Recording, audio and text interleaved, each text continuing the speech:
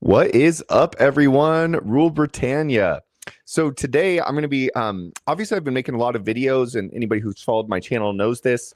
I really want to promote ecumenism and drawing the best from various traditions on my channel. And that's one thing I actually think is just really important with Anglicanism, is to be eclectic and to take all capital T truth into account.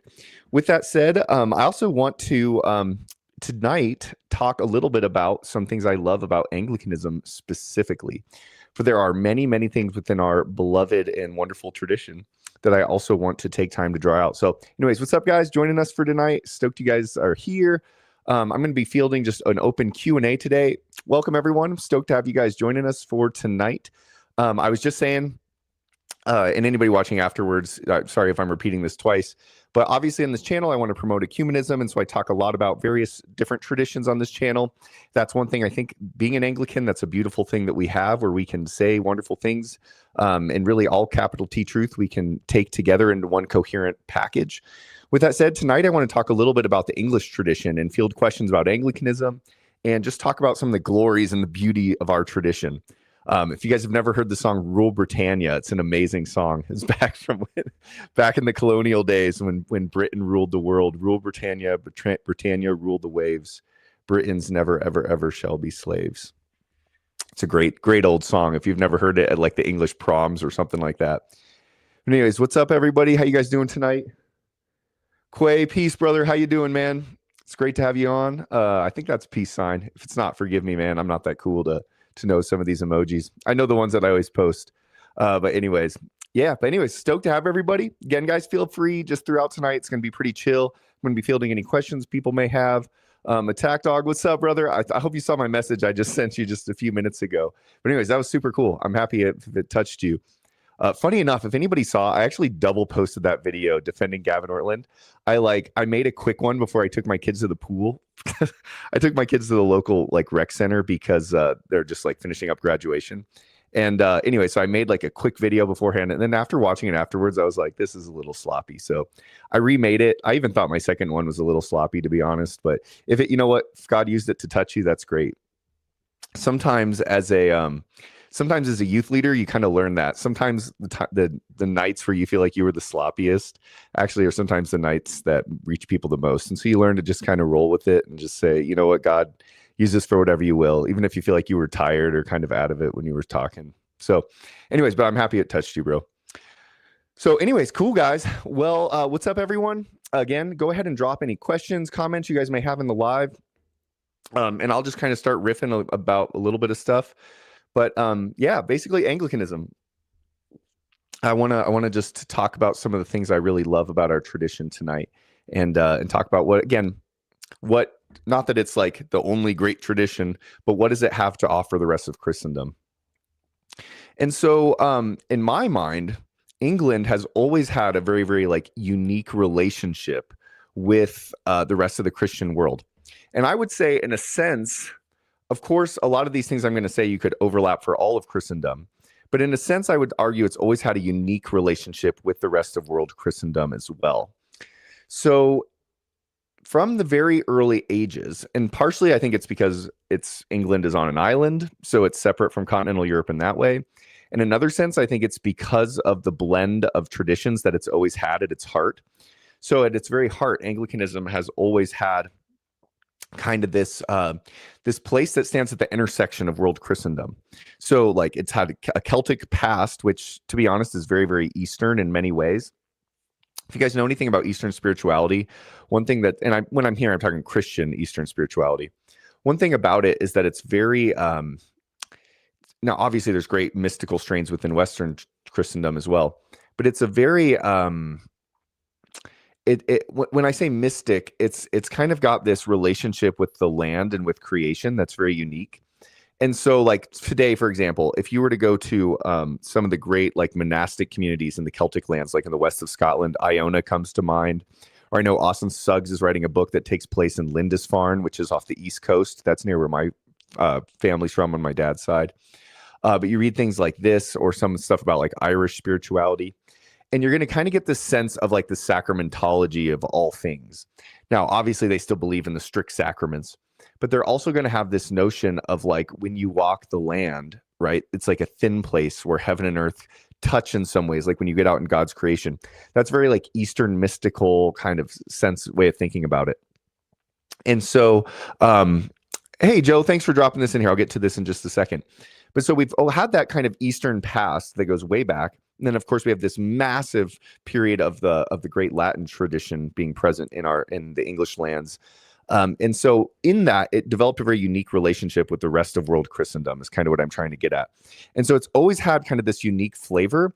And also through its monarchy, it's always viewed itself as in some ways a continuation of the monarchy of Israel, of ancient Israel and ancient Judah.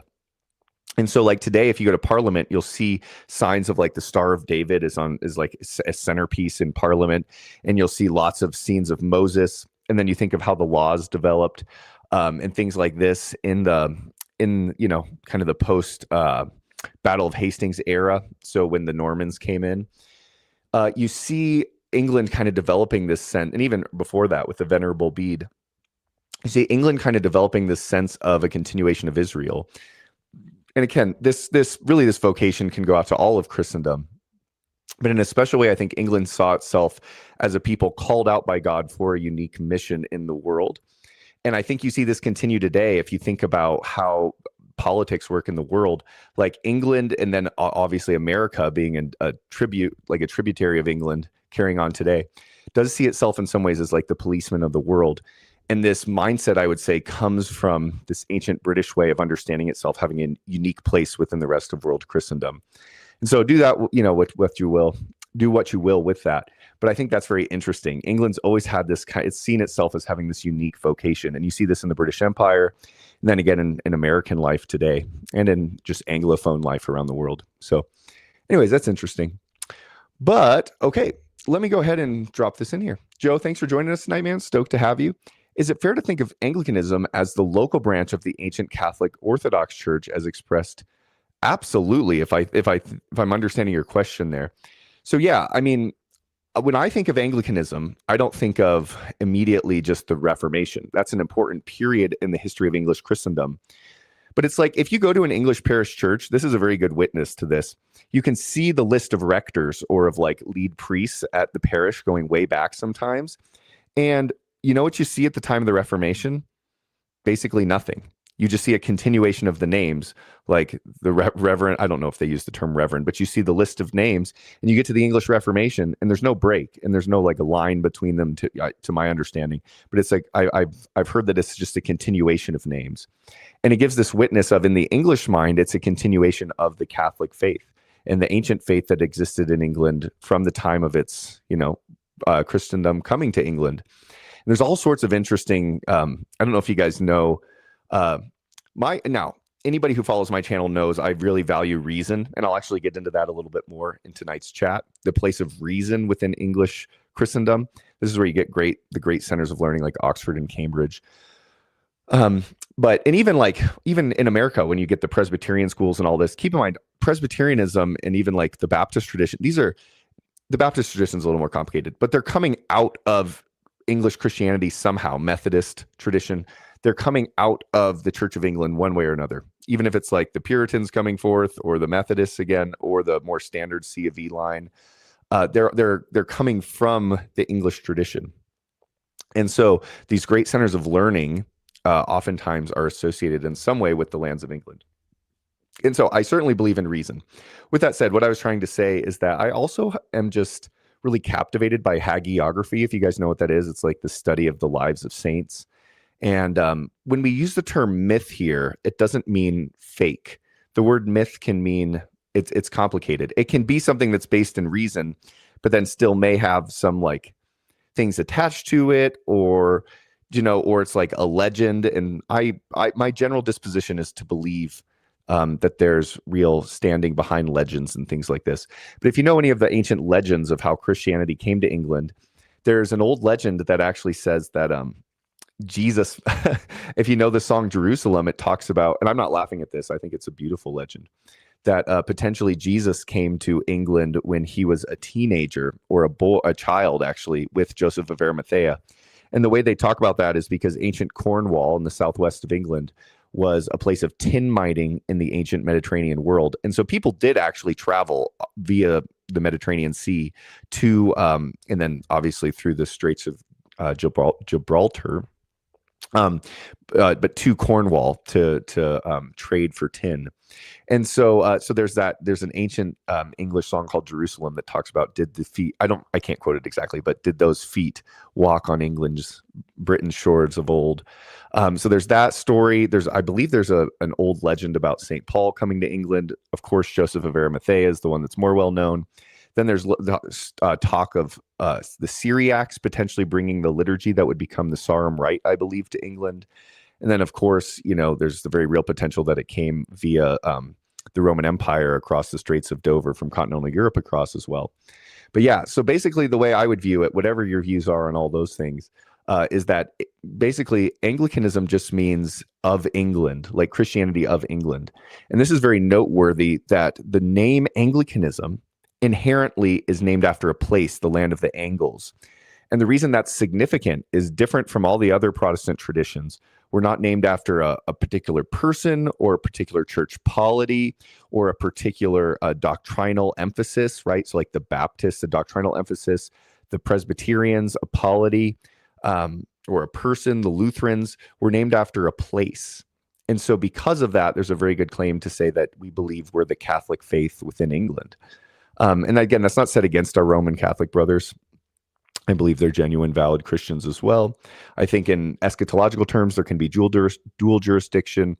Certainly, though, with the Anglican mind, we see ourselves as the Catholic faith within England and then within its tributaries around the world. So like in America, that would be the Episcopal Anglican world, not to get into all those things right now, but it would be the Church of England coming to America, then being the Catholic faith passed down through the line of the English bishops.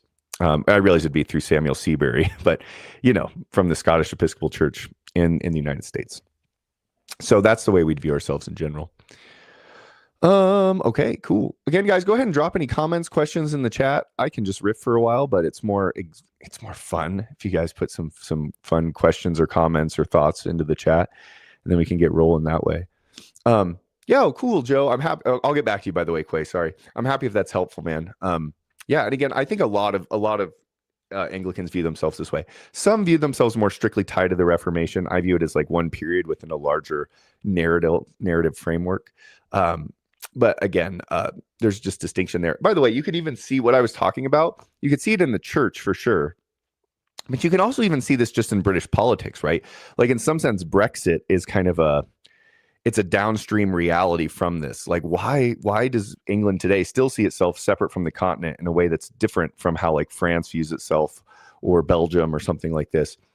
And I do think there's something to the fact that England has always had a very unique relationship with the rest of Christendom. And I think some of that is historical. I think all of it's pretty much historical, but it's even our theological method develops in a unique way that I'd say is a real blend of East and West, and has obviously each country takes a unique shape. So it also takes a unique shape in the land of the Angles as well. But there's just a lot to it that's really interesting. If you want to check out an interesting thing, the Venerable Bede, in a sense, kind of pushed this notion of England being a special called out people.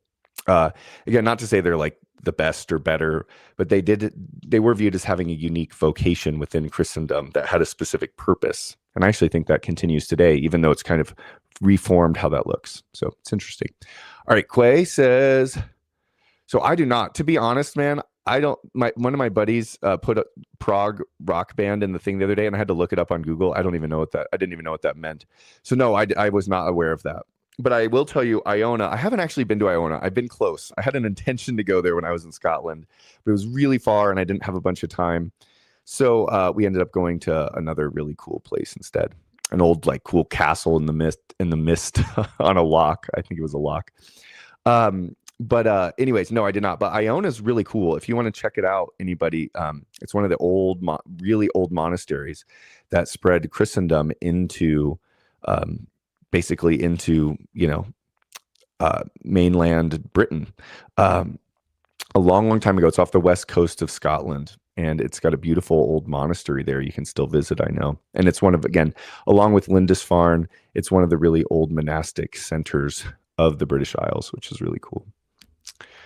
I would love to go there one day. I'm trying to remember. Sometimes I get the saints mixed up, guys, and I feel like such a I don't know, guys. Maybe I'm being a fake Anglican here. I hope not.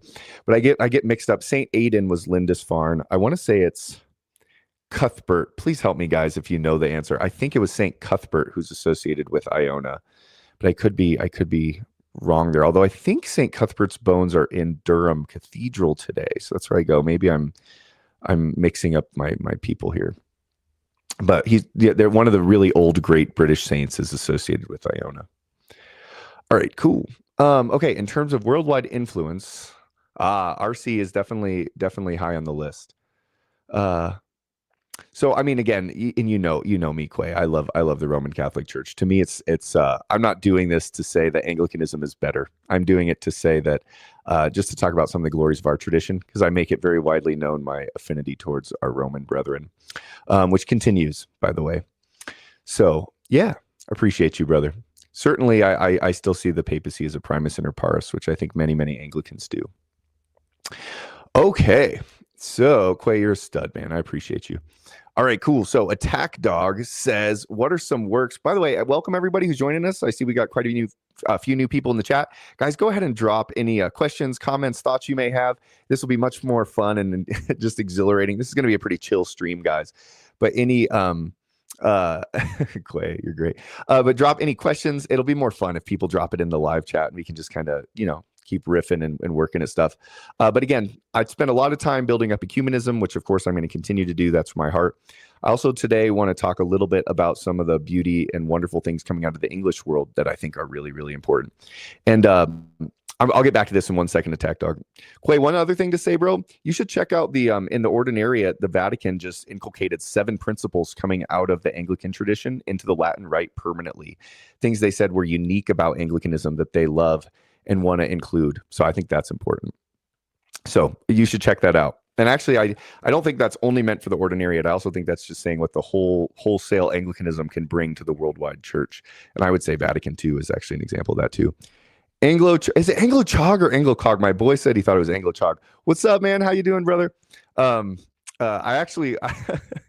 I didn't want to say it too many times. So when I thought of putting Rule Britannia, I was thinking of you. I almost dropped something in Twitter for you. Just saying, Rule Britannia, Britannia rule the waves.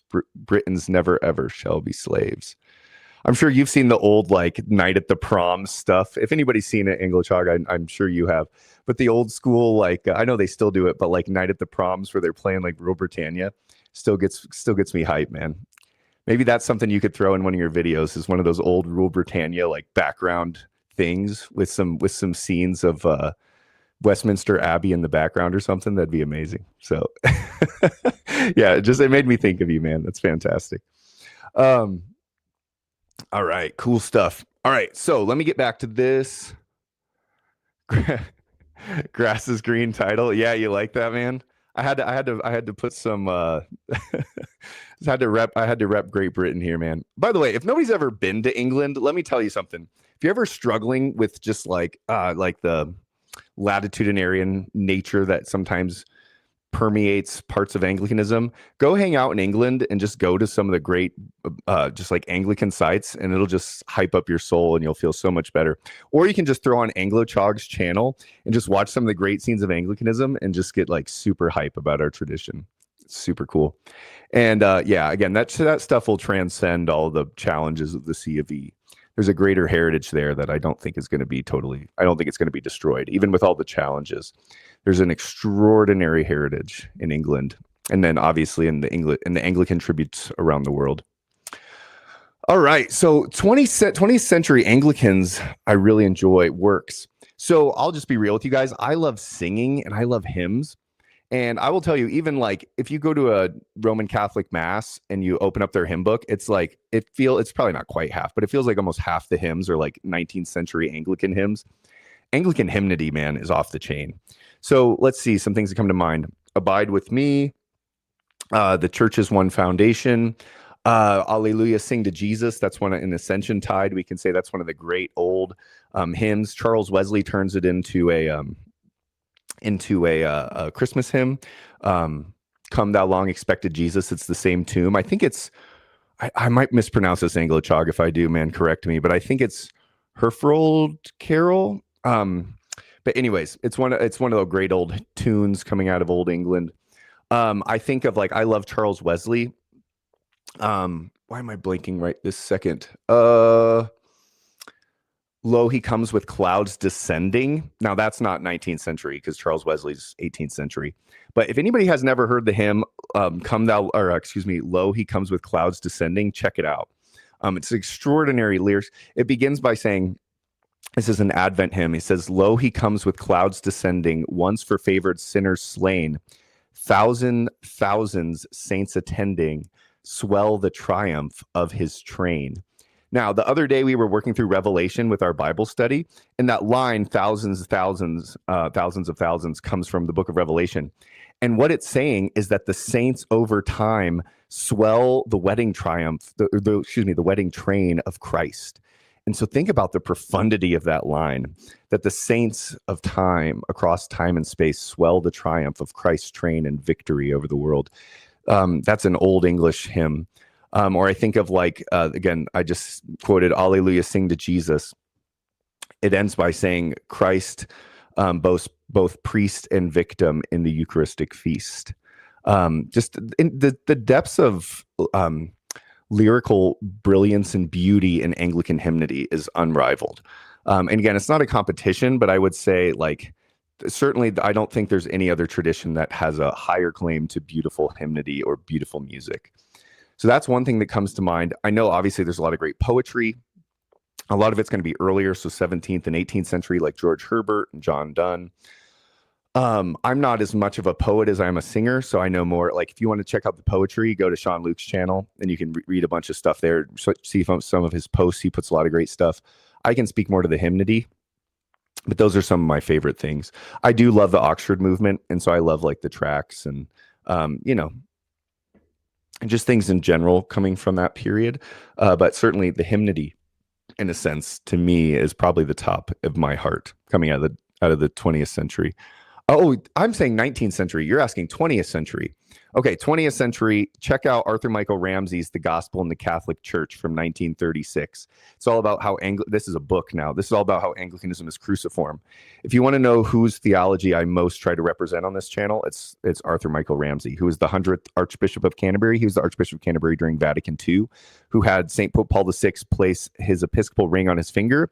And to this day, when the Archbishops of Canterbury go and visit the Pope, they wear that episcopal ring that was given to Arthur Michael Ramsey. Saint Arthur Michael Ramsey, I'll call him. Actually, you want to know something super cool? Anglichog, if you're still there, you're going to think this is super cool. I would imagine. But the deacon, so I go to an ACNA church, an ACNA church, and two conservative Episcopal churches. And the deacon who helps at both of the conservative Episcopal churches I go to, and by the way, super based, guys. He's male only holy orders guy, certainly Orthodox in sexuality, and just there are pockets of and he's in the Guild of All Souls. There are my priest in one of those churches is in the SSC, so the Society of the Holy Cross. That's what most of the priests in the priests in the Diocese of Fort Worth are in that. I believe Bishop Ryan Reed from Fort Worth is in the SSC. I know Bishop Chandler Holder Jones from the APA is in the SSC. I believe the last diocesan, there's two, but one of the last diocesan priests in the Church of England, the Bishop of Chichester, what's his name? Anglichog, you probably know. But he's the bishop who, by the way, whenever the Anglicans send people to Rome, they always send our best bishops. The Anglican representative they sent to the Synod and Synodality was the Bishop of Chichester, who's a male only holy orders guy. And but he's in the SSC, I believe. So anyways, one of my priests is in that. But what I was saying, Anglichog, that I think you would think is cool, is my deacon actually has a pair of shoes from Arthur Michael Ramsey, and he has them it's in his altar in his little home chapel, which is really cool. So it's almost like a relic having Arthur Michael Ramsey shoes. Anyways, it's super cool. All right, but hopefully that gives some answers. But again, another one that's just a real easy read, and this is actually a tack dog. I want to do this eventually. I may save it to do on a members page, but I don't know. We'll see. I want to work through Arthur Michael Ramsey's The Anglican Spirit. So if you ever have a chance to check that out, you can get it for $10-15 on Amazon. But The Anglican Spirit, and it's all about it's really a tracing from the time of the Oxford movement through the modern world, the tracing of the English mind and how things have developed from the time of the Oxford movement to today. And it is absolutely brilliant. It talks about why Anglicanism as like a whole, kind of the vibe that it has and the mindset that it has, which I hope I try to espouse on this channel. Really, you can see it develop via its various major players over those time periods. It's really interesting. But the Anglican spirit, I would recommend. My priest, when I first moved into the ACNA, had me read that for my first mentoring course I had to take at Asbury. And I fell in love with Arthur Michael Ramsey there. So, all right. Let's go. Any literature I can... Oh, I got to catch up, guys. I'm way behind. Literature I can recommend on charismatic Anglicanism. Sorry, Travis. So again, I respect charismatic Anglicanism. I myself, coming from the Methodist tradition, that's probably the most like the part of Anglicanism I know the least about. I can tell you that in a sense, the charismatic movement came out of the Methodist movement, which came out of Anglicanism. So I kind of see Anglicanism as like the granddaddy of charismatic Christianity. Anglicanism is the granddaddy of a lot of traditions, guys. But I would say that if you want to read some interesting early evangelical stuff, you can read Wesley's sermons. So those I know a little better. But yeah, you can see Wesley's standard sermons, and they're kind of a precursor to what you'll find in like the Second Great Awakening and stuff like this. And so the charismatic movement comes from this notion of religion of the heart, which really developed within the Church of England in the Methodist revival. And the Methodist revival was always meant to be within the Church of England. So I still consider myself a Methodist within Anglicanism. But again, it was always meant to be grounded in the sacramental, ontological, and ecclesial reality of Anglicanism at its core, I would say. And definitely Charles Wesley believed that. John and Charles had a little bit of different views on ecclesiology, but Charles was a high church Anglican in that way. Wesley was high church in other ways. But anyway, that would be an interesting place to read, kind of the original religion of the heart movement within the Church of England. If you read Wesley's standard sermons, they're fascinating. Ooh, co-concelebration. As long as it's with priests, I mean, it has to be with priests or with bishops. I would. This is an area, Anglican 23. By the way, it's great to have you again, brother. Appreciate you being here. I saw you trying to defend Anglicanism earlier on RZ's live stream. God's peace to them. But what I would say is this is not something I've thought a ton about. I would just basically submit to the larger will of the church. And I know, like, if I'm understanding what you're asking, like in the Latin church, I believe this is practiced, and it's certainly, it's practiced in the Anglican world as well. So whatever the church Catholic as a whole says about it, I would just submit to that. Other than that, I haven't thought a ton about it. But whatever the larger church says, I would say yes to. All right, Quay. Yes, appreciate you, brother. I'm a fan of the Roman Church as well myself. So as are many Anglicans, I would contend. All right, Britain rules the waves. Yes, let's go. Britannia rules the waves. I'm telling you guys, go check out the old school ones too, like the ones from the 90s. There's one where Leslie Garrett, if you know that name, my grandfather, God rest his soul, who just went to be with the Lord. He loved Leslie Garrett, if you know that name, old school singer. And there's one where she sings at Night of the Proms. You can check out Leslie Garrett, Britannia Rule the Waves, and it's a boss song. Vernon Staley. Yeah, Vernon Staley's a stud. Read The Catholic Religion. That's the other one I should have said. Vernon Staley's The Catholic Religion. Check that out. All right. Have I read From Conflict to Communion? Ooh, no, but I did follow very carefully, like Pope Francis going to, I believe he went to Sweden during the 500th year anniversary of the Reformation. That's fascinating. So no, I need to check it out specifically. I obviously followed Pope Francis quite a bit back in the day and things he would say, but I'm not familiar with that specific work, which is a little bit embarrassing for me to say. So I'll have to check that out. So I appreciate you dropping that in, Quay. Yes, Lo He Comes with Clouds Descending is absolutely peak. It's one of the greatest hymns ever written in Christendom. So, by the way, all hymnody in the Anglican world is just peak in general. Like, again, there's great. I mean, I love Benedictine chant. And I even like, to be honest, guys, I even like non-denominational music, a lot of it. But my real heart is in these old hymns. And so Lo He Comes with Clouds Descending is an extraordinary song. And the words are extraordinary as well. And again, it's basically putting poetry down in music. So, and welcome everybody. I see we got more people in the chat. Stoked to have you guys. Again, I want to remain ecumenical. That will never change. With that said, it's also important to talk about the beauties of our own traditions and talk about the greatness that God has given to our tradition. And I think partially that lies in our eclectic reality, and then how that uniquely develops in the English world as well. So there's beauty there in so many ways. Yeah, of course. I totally agree with this. This is a no-brainer to me. Now, I will say, with this said, read the Windsor Statement and then read which is an official. So the Windsor Statement, which is a document that ends by saying Roman Catholicism and Anglicanism agree in substance on the Eucharist, it was officially adopted at Lambeth 1988. So this is before GAFCON and all that stuff. So this is I would say as official as teaching can get as far as ecclesial discernment within Anglicanism. And it explicitly says that we believe in Eucharistic sacrifice. And anamnesis, by the way, is not only an Anglican and Roman Catholic thing. Really, Eucharistic sacrifice is based on the notion of anamnesis, which anamnesis is built off of the Jewish Seder meal. So for example, when Jewish people, even to this day, when they participate in the Seder meal, they don't view it as some abstract remembrance. They believe that they're actually participating in the Exodus. And so then the church obviously picks up on this notion, because that's how the church works. It's always a type leading to the antitype, to the fulfillment. And so the church not just picks up on this, it's inculcated into the reality and the ethos, into the ontology of the church. And I'll get into that in just a second, how you can even see this biblically. But Eucharistic sacrifice is based on the notion of anamnesis, that it's all one sacrifice. The cross and the eschaton all participate in the one mysterion.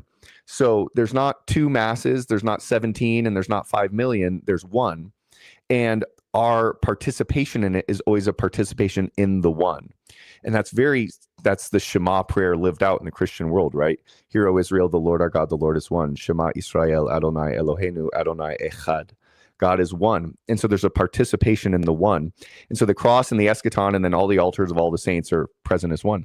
So when you participate in the Eucharist, you are not only participating with the people around you, you're participating with St. Athanasius. You're participating with Arthur Michael Ramsey. You're participating with your great-great-great-great-great-great-grandchild, unless the Lord returns before that. But you're participating with every saint who's ever lived. You're participating with Lancelot Andrewes. You're participating with people like Cranmer. You're participating with St. Aquinas. And we're all present at the same one Eucharistic sacrifice. And every time you take it, it's the same one. And so there's an ontological oneness that comes with it. This is actually probably the number one reason I'm Anglican, guys. None of this is to strawman another tradition. But there's an ontological unity that comes in the one sacrifice and the one mysterion that I would say transcends all the errors and schisms and challenges of world Christendom. Christ based us all in one baptism. So there's one baptism, one faith, and one Lord. And that ontological reality transcends our divisions. Then he also does this in the one sacrifice and the one mysterion, as he unites us ontologically through the Eucharist. And so the sacrament makes the church. And so Eucharistic sacrifice, the fact that it's one is based in the reality that it's one with the cross. And the other place you can see this biblically, by the way, I've talked about this before, but at the Last Supper, what Jesus is doing is it's the Seder meal going on. But at the Seder meal, there were always 4 cups that would be that they would drink from. But at the Last Supper, they only drink from 3 cups. Now, no Jewish person would ever leave the Seder meal unfinished. So the 3rd cup, I believe, is the cup of, oh boy, the 4th one is the cup of praise. I think it's the cup of redemption is the 3rd one. When Jesus says, "This is my blood," and then gives it to the disciples, that's the cup of redemption. Okay, so that's the 3rd cup of the Seder meal. Then what comes after the 3rd cup in the Seder meal is what's called the songs of Hallel, or the songs of praise from the Psalms. And if you read in the Gospels, I'd never realized this until recently. It says, after they were done dinner, they sang hymns together and then went to the Garden of Gethsemane. So what are they singing there? They're singing the Hallel. And then they go to the Garden of Gethsemane. And this is something we usually hear and just go like, oh, that's interesting. But when you really think about it, it's like, wow, this is like profound what's going on. Jesus says, Father, take this cup from me. Yet not what I will, but what you will be done. We usually hear that and just kind of glance over that. It's something we know so well. But when he's saying, take this cup from me, he's talking about the fourth cup. And then when he goes to the cross, and the Roman soldier takes a hyssop branch and dips a sponge in wine because Jesus says, I thirst, and gives it to Jesus. On the cross, Jesus is drinking from the fourth cup of the Seder meal. And then when he says, it is finished, he's talking about the one sacrifice. So what this means is that the Paschal mystery from Maundy Thursday and the Last Supper through Jesus saying it is finished on the cross, that is the Seder meal. And so forever, the Seder meal, which is the Eucharistic, sacrament, the sacrament of the Holy Eucharist, it is ontologically one, the cross and the Last Supper. And so, of course, when we participate in that Last Supper, which is a perpetual unbloody sacrifice, this is also tied in with the tabernacle and the table of presence, but I'll talk about that in a second. What it's saying is that is all one. It's one. So the cross and the Last Supper are the same meal. And so there's an ontological reality to that, which unites the Eucharistic sacrifice with the Last Supper biblically, if we really understand how that works. And then what I was also just saying, you can see this pattern, this basically the archetype of heaven that exists in the tabernacle and then the Temple of Solomon and so forth. These are unchanging realities of heaven on earth.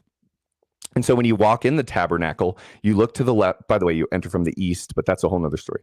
That's the Garden of Eden. You're entering the Garden of Eden. When you look to the left, you see the lampstand. And when you look to the right, you see the table of presence. Those are the two main movements of the Mass or the Holy Eucharist. The lampstand is associated with the Word of God.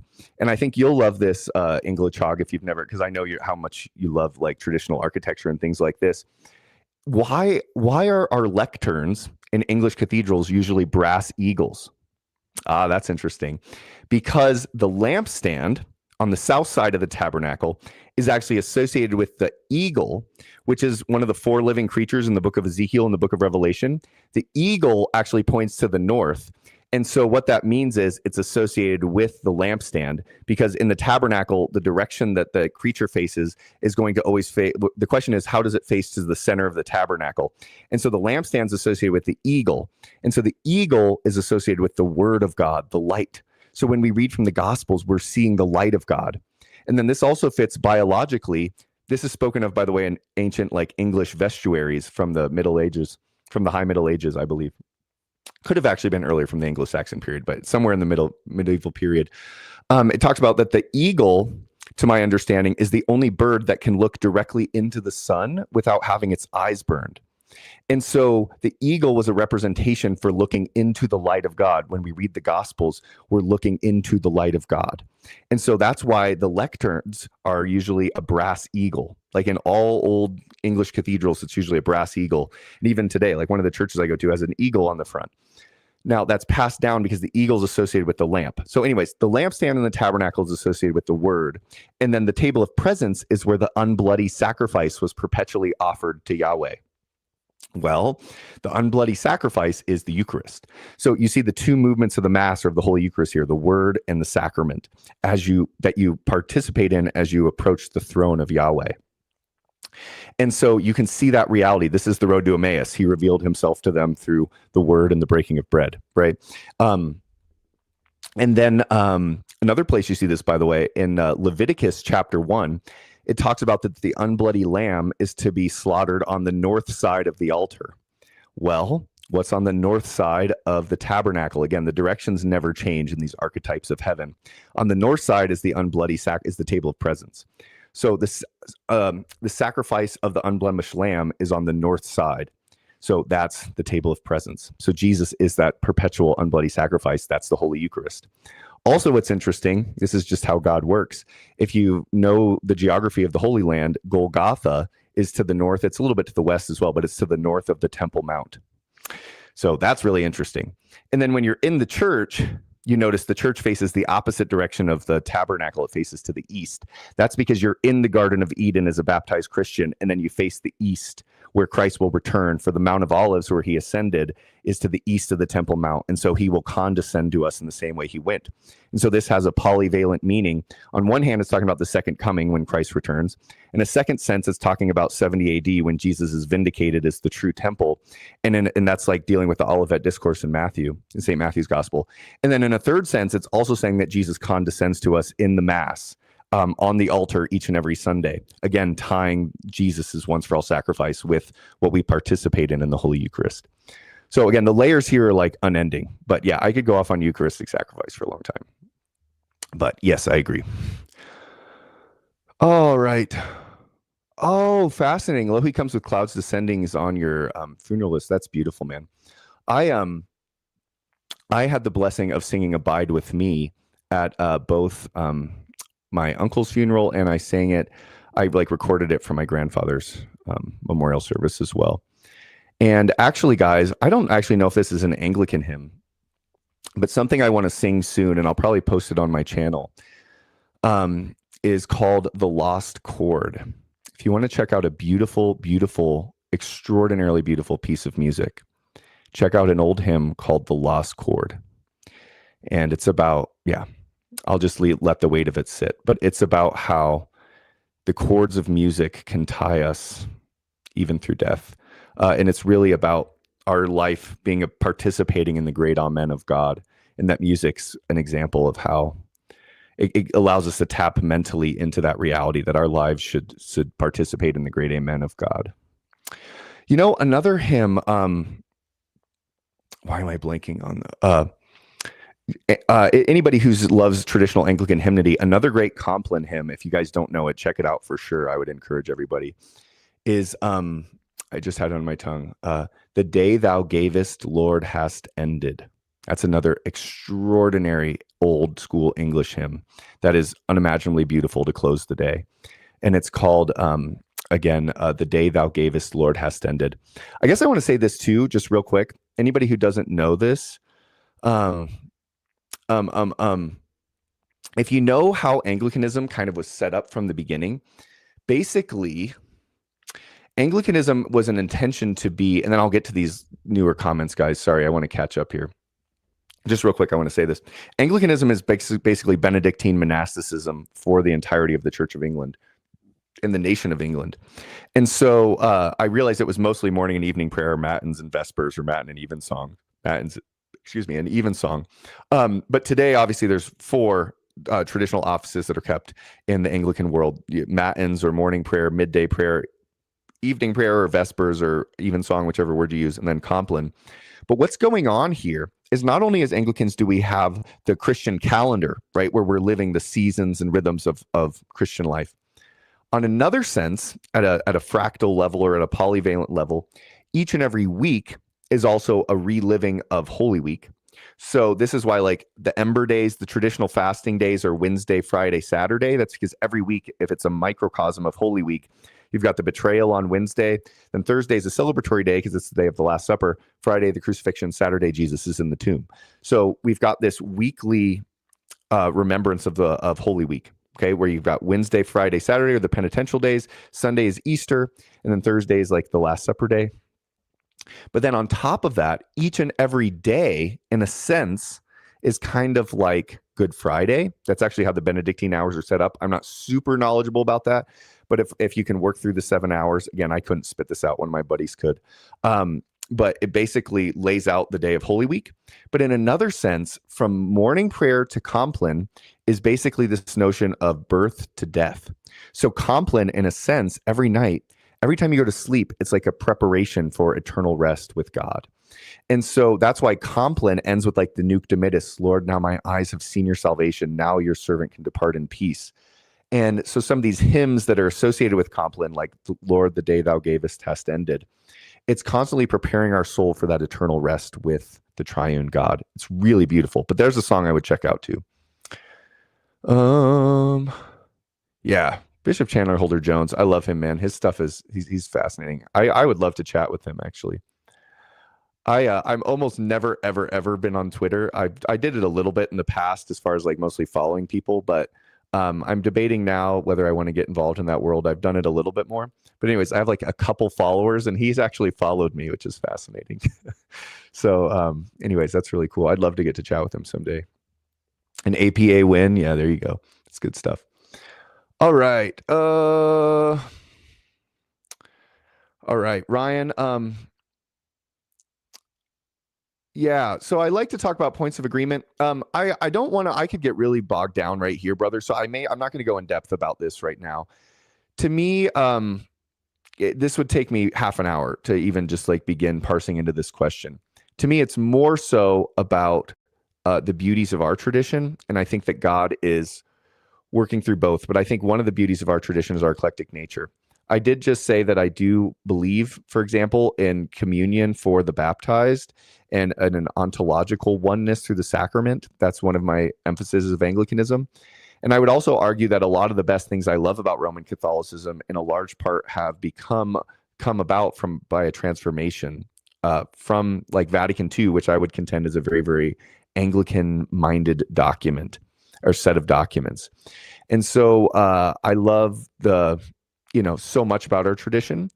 And I think that within Rome, I think that I love how, I love the fact that we've had a massive influence there, but I also think they've had an influence on us. And I think the Oxford movement's one example there. But to me, it's less about history is very complicated. And if I were to really get into it, there's certain things I would parse out maybe from a different angle. The way I like to speak about it, and I know this might seem like a fudge, but I don't think it is. Like a diamond has like light that refracts out in different ways. So when I say a different angle, rather than just saying, I think this group is ipso facto wrong, I like to say, I think that our angle on this, the way that our beam of light shines out from it, I think is really coherent. And I think we want to call the entirety of Christendom to see this angle.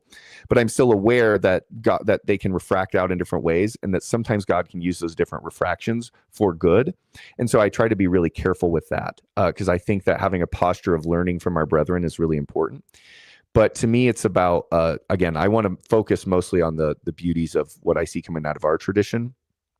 And I know you're saying that in this comment. But again, maybe in the future, I'll try to flesh out a little bit more, but it would take me like the whole stream to start getting into that. So, but again, I have nothing but respect for our Roman brethren. And I think that they are really garnering large respect for us, certainly over the last 100 years. And I think it's important both ways. So I know I didn't fully answer your question there. I'll try to do that in another stream. Again, it's not so much to me about points of disagreement. It's more so about the angle with which the light refracts out in certain ways. But I am convinced that there are ways of doctrine conversion and the divine logos bringing healing and peace. So that's why I want to be careful with that. It's not a basic answer. It's more so about the angle, the reflection coming out in different angles. And then I believe over time, God is cohering things. All right. So this, oh man, we're going to get, let me see how far behind I am. Ooh, I'm pretty far behind. Okay. I'll just this be real quick. I do think, so I do hold Wesleyan soteriology in general. I think Boethius is actually in line. I think actually Aquinas is picking up off Boethius. And I think Wesley's picking up off Boethius because Wesley's a high churchman. He's a Carolingian at heart, at least in his soteriology. I realize his ecclesiology becomes low church eventually. But his soteriology is very high church. And so he's based in the Carolingian period coming out of Oxford. And I would contend that the Carolingians were largely indebted to the thought of Boethius when it came to how God's omniscience works. And so I do think that sometimes when we speak of these things, we speak in anthropomorphisms. So like, if we talk about like God will know this or something, in some ways that's an anthropomorphism to allow our finite brains to understand it. But really the way I would say it, like Boethius, is that God is synonymously present in all times, synonymously. And so does God know the future? Of course he does. I'm not an open theist. Of course God knows the future because he's in the future. But he also knows now and he also is in the past all at once. And so in a sense, what this does, and like when Boethius is wrestling through this in the constellation of philosophy, what he cannot abide with, and I would agree with him, is that in any way we cannot say that God is the author of evil. So that line of predestination, I would not adhere to. If people are saying that that leads to God being the author of evil, that I would wholeheartedly disagree with. What I do think is that God is synonymously present at all time and that evil must be possible philosophically to allow for the highest level of good. So it has to be a theoretical possibility to allow for real human choice and autonomy. So this view of space and time allows each and every moment to have real integrity, and for people to have real integrity with their choices and with their cooperation with grace. And this can occur at the same time as saying that God also knows, and that in this, obviously there's still mystery, but at least gives some conceptual space. And one thing I like to argue a lot about, or talk a lot about on this channel, is I actually think this is affirmed by modern science. So again, it doesn't clear away every question, but it's just like Big Bang cosmology pushed back on Aristotle's view of a steady state universe, right? He basically, by the way, it was a Jesuit priest who came up with the concept of Big Bang cosmology. And basically what it proves is creation ex nihilo. And then beyond that, what like Einsteinian physics does is it proves that space and time are really funny entities, and that space and time in our known cosmos actually bend around gravity. And so if that's true in our known cosmos, it gives us conceptual space, like I was talking about with anamnesis before, to say that time can bend around kairos moments, around real, genuine moments of profundity. And so that's where I would just say, when we speak of things in the mind of God, sometimes we have to speak in anthropomorphisms, because our minds can't even comprehend what that would mean for God to be synonymously present. But I think as a conceptual reality or way of thinking through his omniscience, I in some ways think it's necessary to hold human autonomy and also to hold God's sovereignty over the cosmos and over time and space. And so Aquinas picks off this, by the way. Aquinas talks about, he uses this image, to my knowledge, of like a watchtower, that like God's at the watchtower looking down at an army. And so when God sees time, he kind of sees it like a glance, like he sees it all synonymously at one time. That's building off Boethius. And so then when Wesley's using terms like what God will know, or even like Molinism, as it develops, I would say in a sense these are anthropomorphisms, but they're built off the deeper philosophical reality that God is synonymously present in time. And I think a lot of the Christian tradition is indebted to Boethius here. So those would be some of my reflections. So if you're asking that question, I would hold the Wesleyan line, again, because I think it's in line with the best of Thomas and the best of Boethius. But that's a long conversation. Hopefully that helps. Thank you, brother. I appreciate that. I do want to be careful how vulnerable I am. I will tell you guys, I actually said Compline for my grandfather the night he was passing. And I'm pretty sure he passed probably within half an hour of when I finished Compline. And I said it on his behalf. And it was an extremely moving and profound moment for me. So if you don't pray Compline often, I would encourage it. It's extremely profound. And again, in a sense, it's preparing your entire life to die in the peace of the Lord. The Gloria is boss, dude. So sometimes I actually help cover for singing at the Conservative Episcopal Church I go to in the morning, and I love singing the Gloria, man. Sometimes we sing, other things during the slot of the Gloria, but when we sing the Gloria, I love it. It's profound. It's absolutely profound. I actually don't know Merbeck. I need to check him out. I'm sure he's amazing. I actually don't know that name. Maybe I've heard some of the music, but the name does not ring a bell for me right now, so I'll have to check it out. All right, I'm going to go a little quickly, guys. See, how far behind am I? I'm pretty far behind here. Let me read some of these before I riff too much. Propitiatory sacrifice. Yes, I'll get to that. By the way, even Sean Luke argues for propitiatory sacrifice in the Anglican tradition. And I can tell you that officially Archic has affirmed propitiatory sacrifice. But I'll get to that. It's based off the same thing I was just saying. It's talking about that the once for all sacrifice of the cross is represented. Therefore, we can say it is propitiatory because it's one. But I'll get to that. Okay, the continuing Anglicans' official stance on Lutherans. Yeah, absolutely. Absolutely. So I mean, the Porvoo communion, the problem is just the question of female holy orders.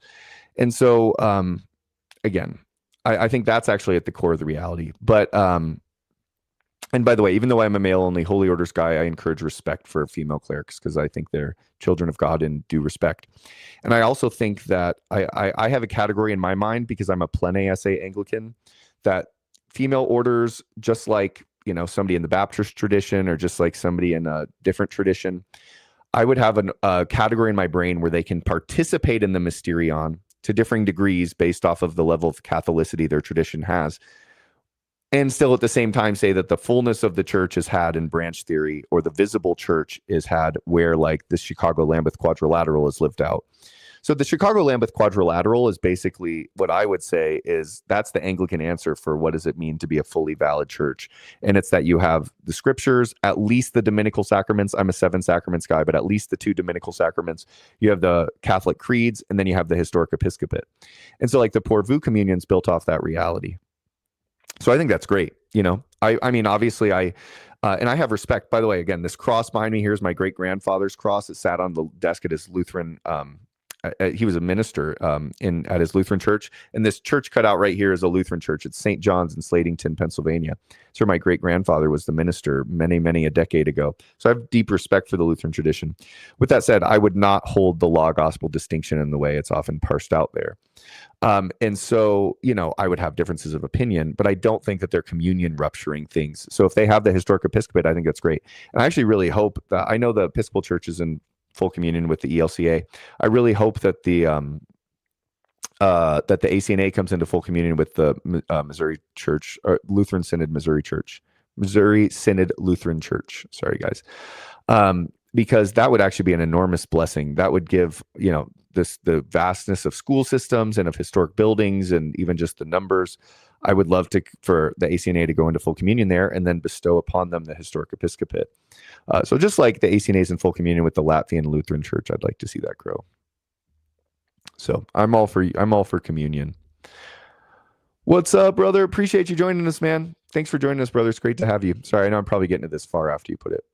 Okay. All right, I'm going to go quickly through these.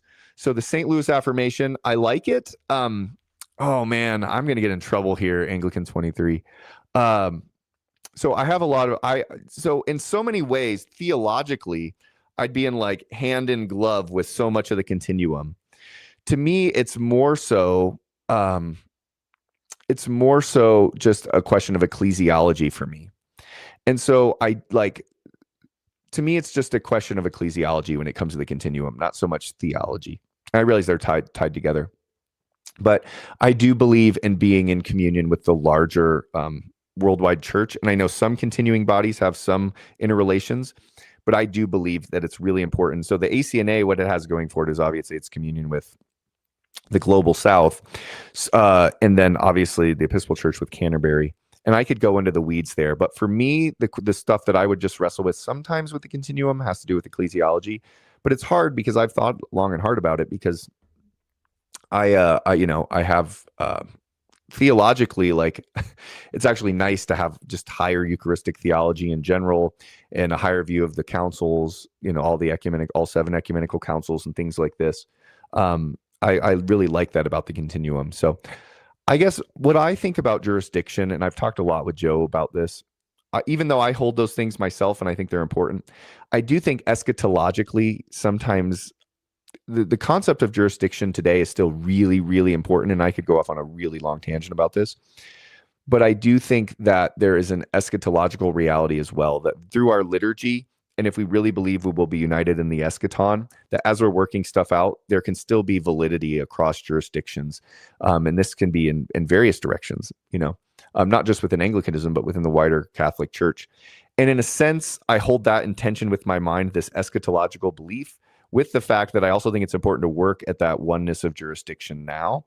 And so each soul is going to have to parse that out. The best way I've been able to parse it out is, again, I do still see there being importance with being tied with historic sees, whether that's with Canterbury or with the larger GAFCON world and global South world. I'll be honest, guys, I actually, if anybody follows the complexities of conservative Anglicanism, I'm more of a global South Fellowship of Anglicans guy than a GAFCON guy. The ecclesiology in the global South Fellowship of Anglicans, I would say, is stronger.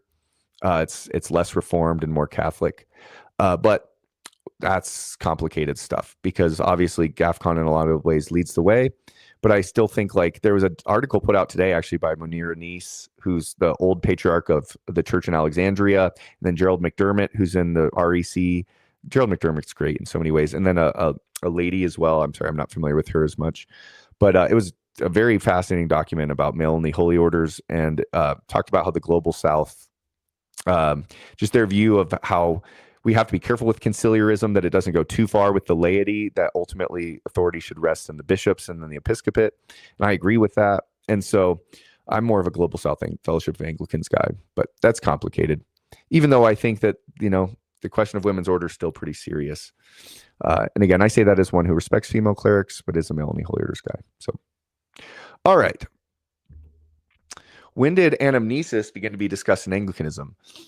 Yeah, anamnesis is old school. So, I would say anamnesis has always been present at Anglican thought, full stop. So I would contend that the 39 Articles at their heart, rather than trying to read all the language, the 39 Articles at their core, I would say, are trying to hold the Augustinian principle that the sign leads to the sacrament.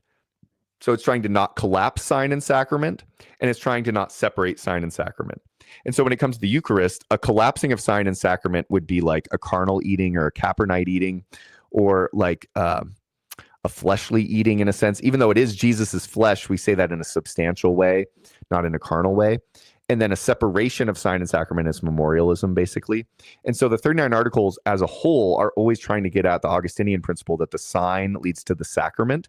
This is true with what I was just saying, by the way, about the mysterion, that and this even with plene esse when it comes to ecclesiology, that there's the greater mystery. And that's why somebody can participate in the mystery even if they're not of the plene esse, because it's the sign is the church, the sacrament is the mysterion, is the one mystery in the mystical, one union with the mystical body of Christ. And so when we hold this type of theology, that's what the 39 Articles were always getting at. And anamnesis definitely is a part of this whole concept of Eucharistic sacrifice.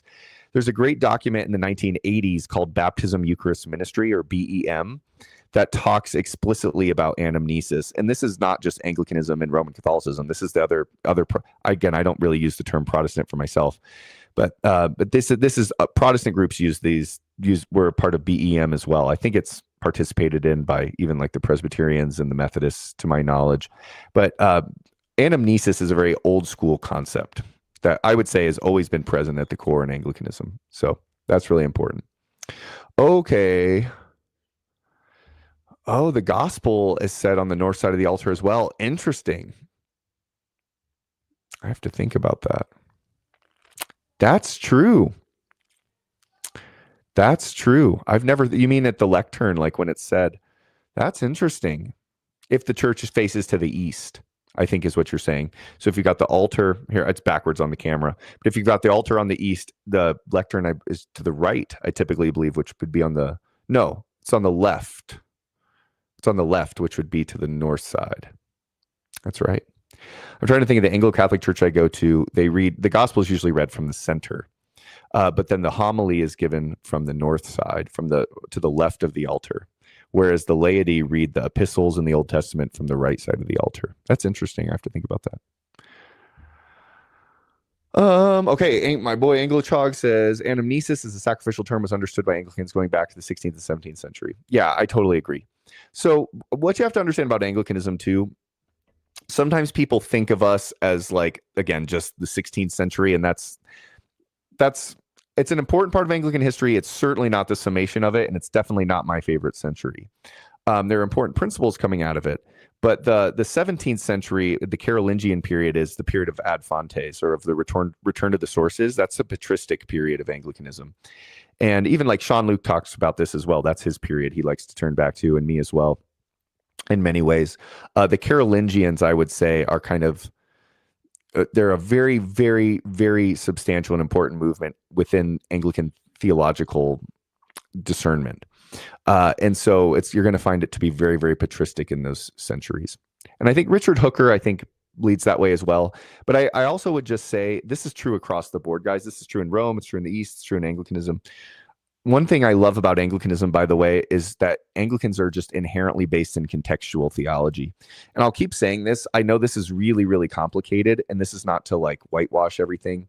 But I remember my priest said this, who was basically an OG, an old school blue blood Episcopalian family, even though he's an ACNA priest now.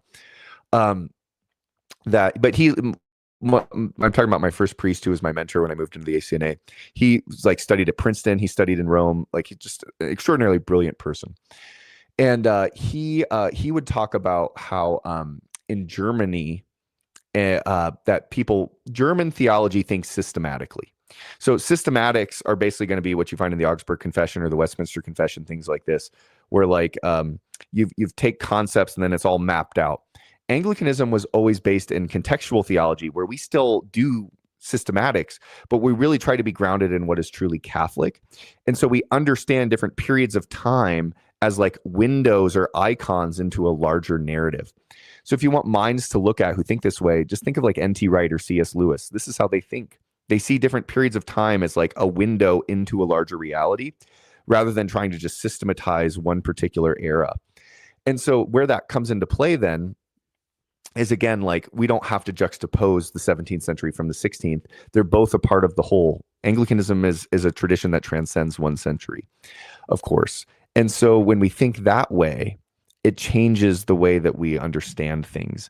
And so I actually think that that's one reason I'm Anglican, to be completely honest with you guys. I think contextual theology, respectfully, is far superior of an epistemology than systematic theology. And I love and respect systematic theology, and there's an important place for it.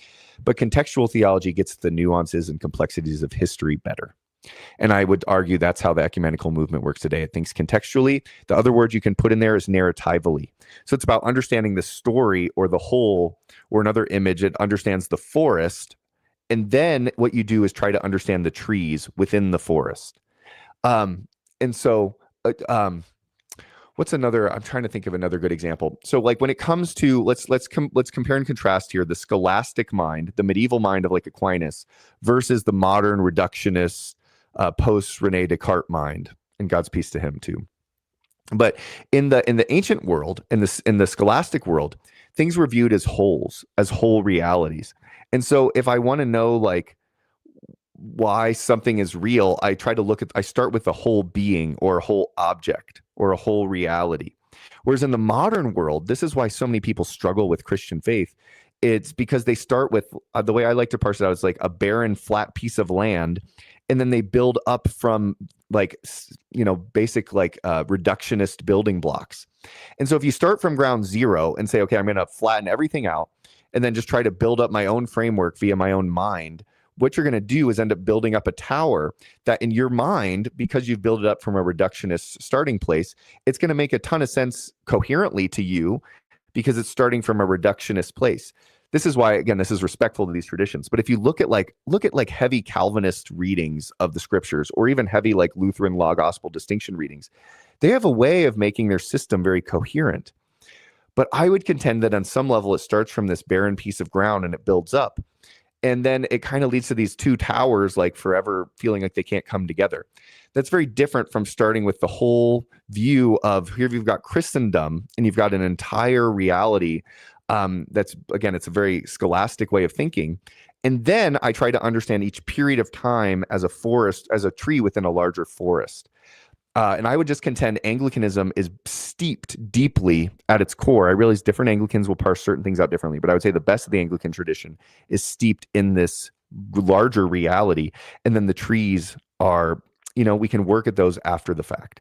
But to me, I think that's a much more, again, I say this respectfully, but to me, that's the only way to really encompass the entirety of the narrative and to make sense of some of the complexities that are going to be really, really hard to parse out. It's going to be really hard for each individual soul to parse out every single nuance in history, in church history.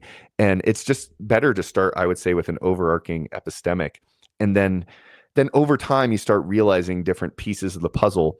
But if we believe in the overarching narrative, it works. And this is what N.T. Wright talks about, by the way. Like I would say his whole framework is built off of this. That you start with eschatology and with understanding creation to eschatology, and then pieces of the puzzle start making sense within it. But you start with the whole and then the parts.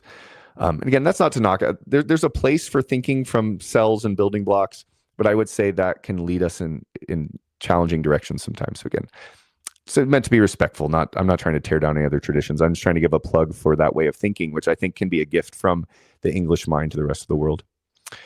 And the Germans have stuff to, give us respectfully too, as to do the more reformed ways of thinking and the Lutheran ways of thinking. But I think that's one of the gifts we can give to them. All right. I'll try to catch up here, guys. I've been saying this, but it's hard for me to not riff. By the way, welcome everybody who's joining us. I'm stoked to have everybody joining. Go ahead and drop comments. This is a pretty chill stream, but just talking about Anglicanism and the beauty and profundity of our tradition tonight and things we have to offer the rest of our brethren within the Christian world. All right. In the RC world, Mysterium Pascal is viewed as a post-Vatican II ressourcement development recovery. God bless them, man. Yeah, I won't get into the trads tonight. I have a lot of respect for traditional people, and there's a place for it. But I think at the core, I think you see the same aroma coming from trad circles in different traditions. And I think Arthur Michael Ramsey and actually C.S. Lewis talks about this, and Arthur Michael Ramsey does. Actually, it's Arthur Michael Ramsey who talks about this. C.S. Lewis sort of does. That in the future united Christendom, it's not going to be the trads uniting with the trads, and it's not going to be the liberals uniting with the liberals. It's going to be the most center people, and that doesn't have to mean politically. It just means the people who really are at the core and the heart of their tradition. That's going to be the place where people unite. And that's Arthur Michael Ramsey. And then C.S. Lewis talks about this as well, where he says spiritual geography touches at the center, not at the borders. So it's not like the conservative Anglicans are going to touch the liberal Roman Catholics or something like this. It's going to be that the centerpiece Anglicans are going to touch with the centerpiece Roman Catholics, and that's going to be the future. And so, again, I have respect for traditional people, but I think that that's the way forward, is the center and the center, if that makes sense. Okay, do I believe in propitiatory sacrifice? Yes. And again, Sean Luke talks about this from the Carolingian period, and I can tell you an official response to the Windsor Statement from, it's in the year 1994. You can check it out on the Episcopal Church's website. This is an American response, by the way, to the U.S. Council of Catholic Bishops. It's a 5-point reflection on the Windsor Statement from 1971 from Archic, and one of the 5 points is explicitly about propitiatory sacrifice, saying that yes, Anglicans affirm this if it's understood that the propitiatory nature comes from the once for all sacrifice of Christ on the cross, because it's all one mysterion. So it's all about, again, space and time, and the oneness of the mysterion solves a lot of these questions. And that's where I said if we think about how Einsteinian physics works in our known cosmos, it should give us conceptual space to realize that space and time are funny. It's not just time was, time is, time will be, chronos. It's that time and space bend around kairos moments. That's the, again, it's science is thinking the thoughts of God after he already thought them. And so via science and natural revelation, it's helping us to make sense of things that the scriptures and the Catholic Church, the capital C universal Catholic Church, has taught forever. I would contend. Again, it's a working of the divine logos, bringing knowledge before our eyes and understanding, even though there's still mystery, of course. All right. Appreciate you, brother. It's a great question. All right. Father Lance Davis said his antiphons and saints days. That's super cool. I'm not familiar with that. That's really cool. I'm sure it's amazing. I have a buddy in our theology group who's super learned on things like that. And I learn stuff all the time about this stuff. Okay, so this is complicated. I'll just be real brief on this. So I wouldn't consider it a compromise. I'd hold St. Maximus the Confessor's line that there's a way to converge these. I'll be honest with you guys. Again, I use this line because it's a great line that a man I profoundly respect, Billy Abraham of blessed memory. He was a Northern Irishman who's probably the greatest Methodist scholar he was in the world. He recently passed last couple of years, but I actually got to speak with him on the phone. He invited me to his doctoral program, sort of, at Baylor at Truett University. He was leading the Wesley House there. And anyways, profound respect for him. He would always use the term getting your underwear in a twist. The filioque is not something I get my underwear in a twist about. I know to some people it's really serious, so I don't want to downplay it. But St. Maximus said that there's a way to reconcile it if we simply just say that the Holy Spirit proceeds from the Father through the Son. And so when Western Christians are saying this, when we're affirming and the Son, it's also we're saying through the Son. And so, if we need to use that language, so that like the way that Pope Leo and there was an Anglican bishop there as well, Bishop Anthony Pogo, at the Council of Nicaea 1700th anniversary, just this last, I think it was in November last year, when they didn't say the filioque. I don't think that's a compromise. I think if that's going to be a stumbling block, it's something that we can not say in those circles. Although, again, I do affirm the filioque because I'm just believe in the Augustinian view of the Holy Trinity, that the Father from all time knows himself and he sees his perfect image, and that perfect image is the Son, and then the Holy Spirit is the eternal love that proceeds from the Father through the Son. So the Holy Spirit is the love bond between the Father and the Son. That's where the theology of the Filioque comes from. So I affirm that, but I think there's a way that we can parse it out as well to make it so it doesn't become a stumbling block to future unity. St. Maximus the Confessor seriously has an interesting line on that. You can check that out. Agreed. God can't cause evil. Of course not. I certainly. Yeah, it's an absence of something good. That's true. Well, and it's kind of like cold is the absence of heat. These kind of things. That's a analogical way of thinking about it, an analogy, an analogous way. But I think it's just, to me, when I'm thinking of God's omniscience, it's not that we're going to parse out every nuance and every question ever, because we're thinking about divine mysteries. But the way that I think about it is, in some level, you have to have pillars in the tower, or pillars in the castle of your mind, or the temple of your mind, or whatever, that you're like, this pillar has to be true. And so here are things I would say have to be true. God has to be truly omniscient. Like, not open theism, like God truly knows. Okay. That's one pillar. Another pillar is that God is truly omnibenevolent. So God has to be good. Another pillar would be, to say that in a different way, God cannot cause evil. And so when Boethius is wrestling through this in the Consolation of Philosophy, to my mind, he's doing the same thing, where he has these pillars and he's like, I know this can't be true, but I know that this is true. So how do I make sense of them? And then some people come up with, a very strict, like double predestinarian lines, which I think is untenable. What Boethius does is he's saying, okay, a way we can solve this, even though our finite minds cannot comprehend this, is that God is synonymously present in all time at the same time, therefore allowing real integrity, but also truly knowing. And to me, that's just the most agreeable and to me, that's the way that I think coheres logically, even though it's still mysterious, right? It's not like we understand everything. And of course, by the way, I'll just say another nuance with this. Of course, the scriptures do give the impression that sometimes certain people are predestined to certain roles and things. And how that all works, it's complicated. We could go into deep, deep philosophy there. You know what I mean? But I would just say that in general, God has a disposition that in general he works. Okay. So I would say in general, for example, God allows the cosmos to have, this is an Anglican who's quoted this term, by the way, John Polkinghorne, if you know that name from the C of E. In general, God allows the cosmos to have what he terms free process. So just like humans would have free will, image bearers would, he also says that creation has free process. Now, what this would mean is that, like, in general, God allows cells to mutate. He allows natural disasters to, he allows natural phenomena to work and physics to work. Like, that's the general disposition. But of course, God can work miraculously in and through his creation as well. And so exactly how that works, there is mystery there that I don't think we are fully able to parse out. But we can still hold both of those to be true and live in coherence. And so with that said, I would say God never causes evil. In general, people have, true autonomy in their lives to a certain degree. But yet at the same time, God also does predestine certain things in certain ways, and there's a mystery in that. So I would even say, I don't want to go off on a big tangent here, but I can tell you in the Great Archic document about Mary, it talks about Mary being a type for the Christian life. So like when St. Paul says that the Christian is predestined, called, justified, and glorified, he says this is the life of Mary. And this is where they tie in the notion of like the Immaculate Conception and the Assumption. It's like the grace of baptism goes back in time to touch Mary, the Immaculate Conception, or this notion of predestination. But again, space and time is funny in all this, right? And then she's called, the Annunciation, she's justified, redeemed by Christ alone, and then glorified, she's a type for the church. So the Assumption, she goes to be with God. And again, by the way, in that doctrine, there's no like necessity that it's while she's alive. It could be after she died, which the Dormition, as the Greeks hold it, as the Eastern Church holds it. But the point is that the salient point here is that, and by the way, the Anglicans in this document say that they agree in substance with Rome here. So that's a whole nother interesting point that I don't want to go off on a riff on tonight, but it's interesting. And I think it's really important.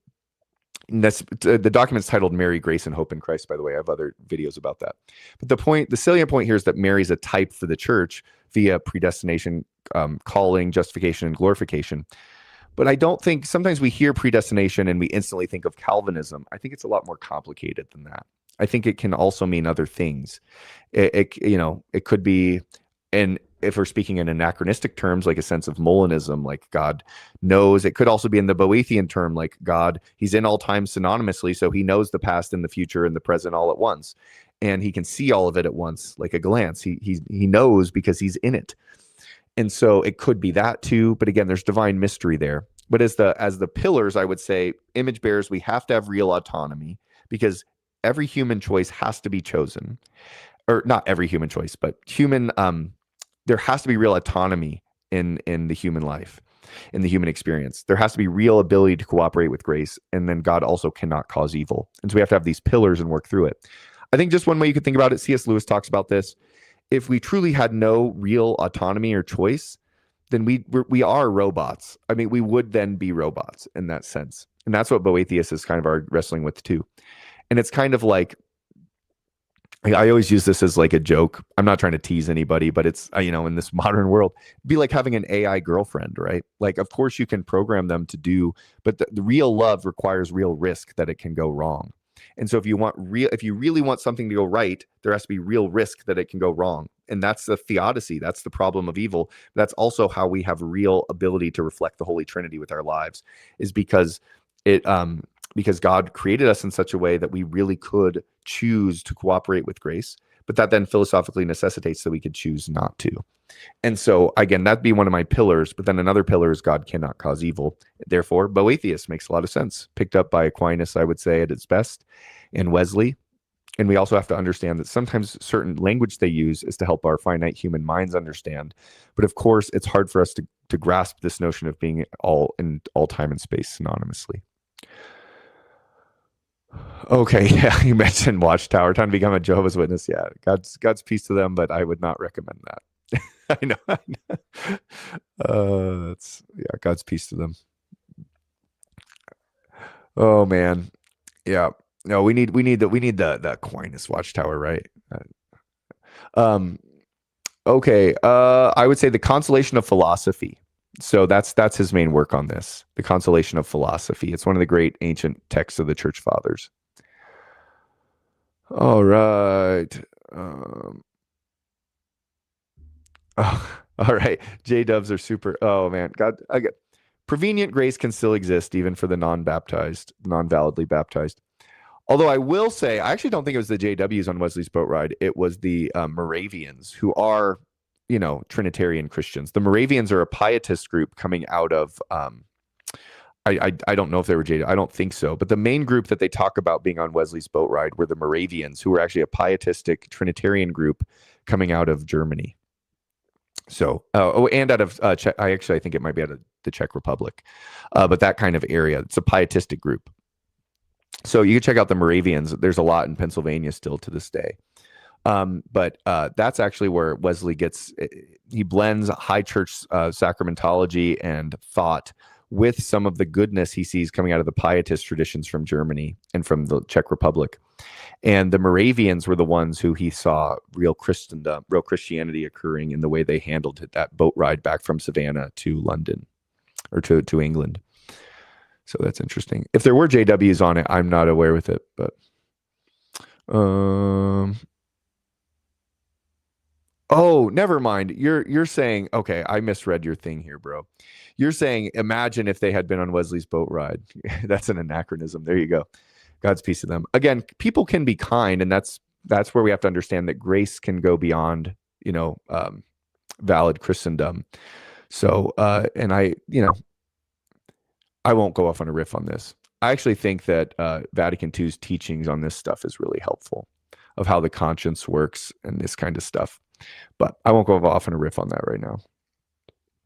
I think if Vatican II is properly understood, it's actually a very Anglican method of understanding how grace works and how human consciousness works. But okay, and what people are culpable for, and what, what I mean, those kind of questions. Okay. Yeah, I struggle with women's ordination too. Again, it's one of those really hard things. It's just, but they still are in communion with the larger Anglican world in a sense. And so that's really important. I too struggle with, with the complexities of the ACNA. To be honest, guys, I've wrestled with this stuff for so many years. At some point I have to think eschatologically and I have to think centuries in the future. And I realized, obviously I think that the continuum, like I will tell you, bro, if the continuum does go into full communion, like I've heard stuff obviously with the old Catholics, but then also with like the Coptic Orthodox and stuff, if they go into full communion there, that's a really big deal. And it would make me reconsider a lot of ways I think about some of this stuff. To me, it's communion with the larger Christian world. Again, to be in communion means having valid sacraments. And so I think that there's already ontological communion there. I'm talking about like jurisdictional communion. And so, we'll see how things develop. But again, I struggle as well. I think on some level, though, again, we have to try to read the weather patterns for where things going in centuries, even way beyond our lifetimes. And then we have to do the best we can right here in front of us. So, all right. Oh, if it's ad orientem, you're saying it's to the... if it's ad orientem, they're facing to the east. Yeah, because they'd be facing the high altar that way. Yeah, ad orientem worship is very beautiful in many ways. I mean, I'm not against ad populum either, but ad orientem is a beautiful form of worship. Oh, checking out BEM. Yeah, Baptism Eucharist Ministry is what it stands for. It's interesting. It's an old, the Lima document, I think is what it's called. Yeah, you're right. I forgot that. But it's a World Council of Churches document, I believe. All right. There's a gospel procession for us Anglicans, but whenever we do a low mass, we don't have a gospel procession. Oh, interesting. Okay, so then you read from the north side. Yeah, I'm trying to think. Yes. Well, no, in the daily masses I go to, the gospel, the daily masses in the chapel we have at the Anglo-Catholic church I go to, there's a little like Marian chapel that mass usually occurs at, but when it occurs in the nave, it's a little different. I believe the gospel is usually read from in front of the altar. I know when people read like from the epistles in the chapel, it's from the one that's to the left of the altar if you're sitting in the congregation or in the little nave in the chapel. I'm trying to think in actual. Yeah, no, usually it's read from the left side, I think. But again, that's complicated. I also wonder, you know what I mean? There's a sense in which many modern churches don't face east, and so I don't know, but I think the traditional way, I'd honestly be interested to go to England and see how they did it. If I really, pay close attention, like at Westminster Abbey, or if I go to some of the old school, like Anglo-Catholic parishes, see how they do it. That'd probably be the best, way to parse out which one's actually the proper way. Check out how like Bishop Paul Thomas does it, the Bishop of Oswestry. If you guys don't know who Bishop Paul Thomas is, check him out. He's like the most based. It's not a knock on it, but he's a very, very based. I'm too old to say that word, guys, but he's a great bishop coming out of the C of E. He's the Bishop of Oswestry in the south of England, the flying bishop for the society, and he's got amazing facial hair. So if he ever becomes a future diocesan, that'd be a great thing. All right, that's interesting. I appreciate the TLM and pray that people can preserve. Yeah, again, I think I appreciate the TLM too. I will say, with that said, oh man, I might get myself in trouble here, but it's just like I pray we use the 1928 on one of the conservative Episcopal churches I go to on Wednesday for Wednesday Mass. And I really like the 1928 and I like the 1662. I will say, if we were really to parse out the Eucharistic theology and the theology of opening with the sign of the cross and Trinitarian invocation in a more explicit way, I actually think the 1979 and the 2019 are actually a little more liturgically proper. I realize the 1979 removes certain language, and that can bother some people.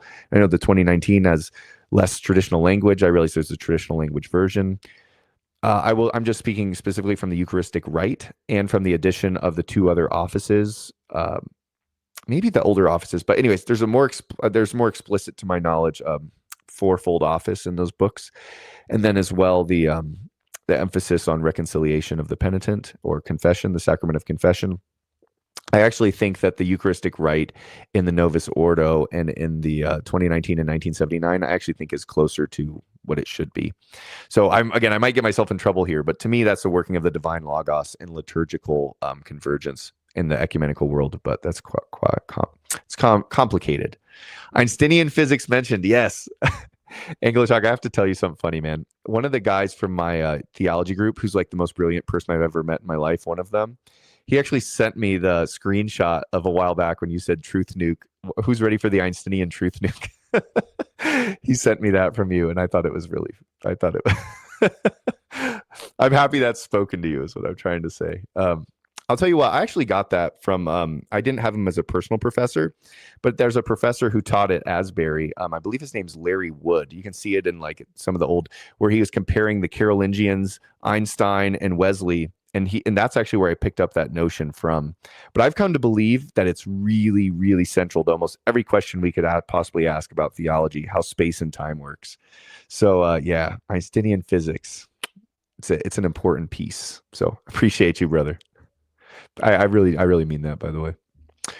All right. So do I differ with Catholics at all in doctrine of the propitiatory sacrifice? No, I do not. So I think that again, the notion of how space and time works actually resolves the question. And I would say that's actually the official line ecclesially that's been discerned in the American church. And again, the 1994 discernment would be prior to GAFCON. So I would say that would encompass that too, even if people are unaware of it. I'd say that's actually like the official ecclesial discernment, is that propitiatory sacrifice is not a problem. And again, I know Sean Luke has talked about a lot that there's standing in the Carolingians of talking about propitiatory sacrifice as well. I don't want to speak for him, but I know I've heard him talk about that a bunch. So this is where, I mean, again, I would differ on this a bit, brother. But it depends on what we mean by transubstantiation. So that's a very complicated thing. I won't get into that right now. You can see my stuff elsewhere, guys, on this. But I think at the core, transubstantiation is about the transference of substance, which Anglicans have held. When we get into Aristotelian metaphysics, that's actually dealt with in the Archic Windsor statement, where it talks about that in the modern view of the Roman Catholic Church, the question is not how the change occurs, but the fact that a change does occur from prior to the anaphora and after the anaphora. And that's something Anglicans have always affirmed.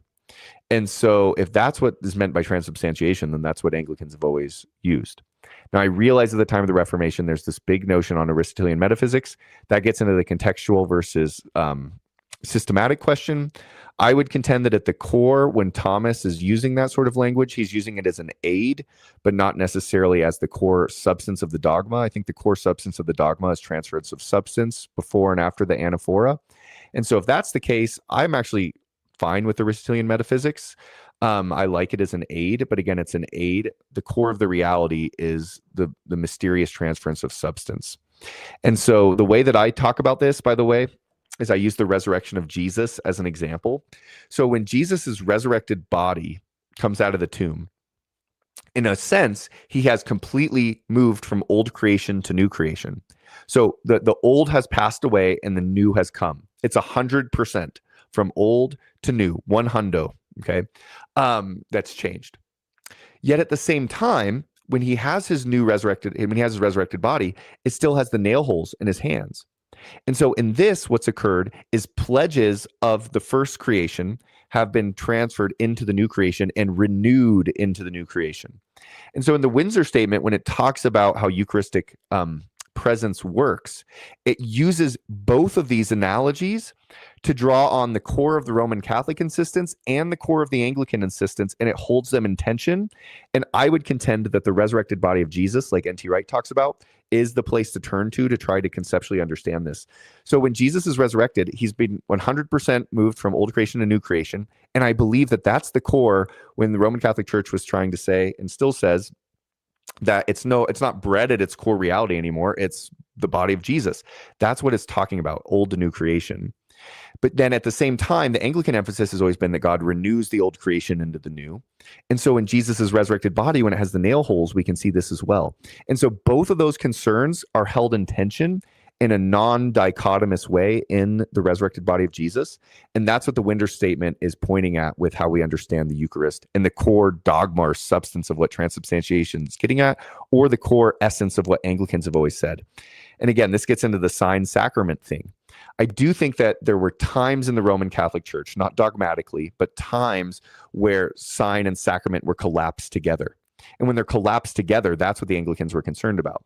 And so the 39 Articles, the main substance was the sign leading to the sacrament.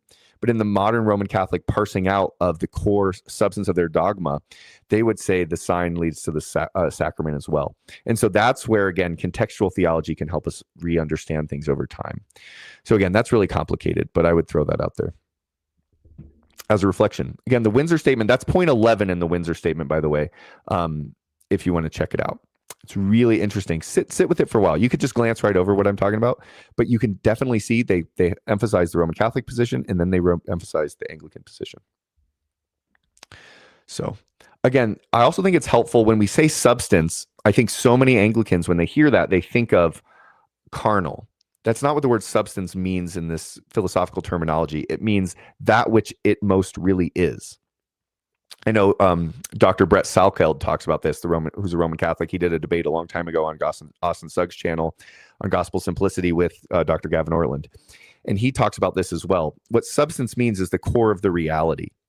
And so think about like what the ACNA prayer book says. It says at the core in our like as our bodies receive these outward signs, our souls receive the body and blood of Christ. What that's saying is that in substance, what it most really is body and blood. And so before the anaphora, if you're to look at the elements on the altar, you'd say, okay, before the words of the anaphora, which is Jesus saying, this is my body, this is my blood, through the priest standing in persona Christi. Before it, you would say, well, that's a piece of bread and that's a cup of wine. But after the words of anaphora, if you were to ask, what is that? You would say, that is the body of Jesus Christ our Lord, and that's the precious blood of Jesus Christ our Lord. That's what's meant by a transference of substance. Before it's a piece of bread and a cup of wine. After what it most really is that is the body of blood, soul, and divinity of Jesus Christ, and it's the blood of Jesus Christ. And that's actually something that the Roman Catholic Church asked the Anglicans to clarify after the Windsor Statement, and that's explicit what the Anglicans said. They said before the anaphora, that's bread and wine. After the anaphora, we would call that the body and blood of Jesus Christ. And that's really important. Okay, I'm going to keep going. Again, if you're interested more, you can check out, I have a bunch of stuff actually on the Eucharist. That's one of my main interests and main things that I think is important. Okay, some of us are also reserved on the use of the Eucharist. So, well, this is another point that in that 5-point reflection in 1994, it also talks about Eucharistic adoration. I've talked with Joe from the Young Anglican YouTube channel a lot about this. It's just the concept, again, that it's an extension of the one mysterion. And so, just like we can have a tabernacle and reserve it for the sick, Eucharistic adoration, although, again, many Anglicans over, the last 500 years have not practiced it, the practice of it is still based in the same sort of theological method, that it's still uniting to the one mysterion. And the 5-point reflection basically touches on this and says this is the way to for us to this does not need to be a problem, is basically what it says. Okay. Oh, you like Toma? See, and I would say there's a way to cohere the two together. That's complicated. Interestingly, I'm not actually a super mega expert on Thomas's views. I know he's an infralapsarian. I'm not a super expert. I just know that I've read that he followed in line with Boethius. I know there's some great works trying to unite Thomas with Wesley, and Wesley, Wesleyanism is very similar to Molinism. I'd say the Carolingians have a lot of similarities there. Sometimes I find Boethius to be really helpful in all these questions, but I wonder sometimes it's a matter of language and anachronisms, and it gets complicated. But I think the core of the reality is held in some of the things I've talked about, whether it's a glance or seeing God synonymously. I actually think we can see both of those realities present in Thomanism and Molinism. I'd like to do some more research on that so I can speak more intelligibly to a full degree about Thomas's view. But that would be kind of my current reflections. Yeah, Moravians are from John Hus, which is in the modern Czech Republic. But yeah, I believe there are also groups of them in Germany, though, as well. I know, like, again, you go to Eastern Pennsylvania, which is very German, there's a lot of Moravians. But I don't know I think they have roots in Germany as well. But I know originally they're from Moravia, which is a land within the modern Czech Republic. Um, well, and I realize, yeah, people can be moral and kind and still be heretical, right? But again, this gets into questions of we can hold the line with doctrinal points and still say that God knows the conscience of a man. There's a reason why there's a list of saints and not a list of the damned. That's actually really important. So, yeah. Again, prevenient grace. Wesley's teaching on prevenient grace can be really helpful here as well, I would say. I think it fits within the larger Catholic stream. And by that, I mean capital C Catholic. All right. The ACC and APA will be the first to be fully reunited. Hope so. Man, I would love to see, again, well, I'd love to see the Continuum and the ACNA move together too. I realize there's a lot of complications there, but I could tell you it would push the vote in the ACNA more towards male-only holy orders if you just threw the whole continuum into the ACNA. That would be very helpful for that battle in the ACNA or that, conversation.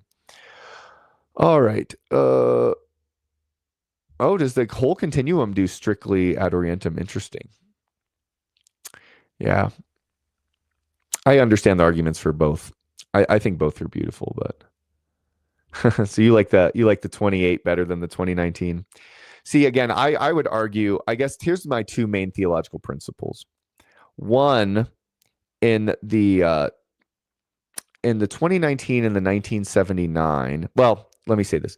The 2019 has the epiclesis before the anaphora. So the epiclesis being the part where the priest says, make these gifts be for us the body and blood of Christ. By the way, if you're ever wondering an argument against receptionism and you talk about how Anglicans believe the prayer book, this right here, in my mind, settles the question.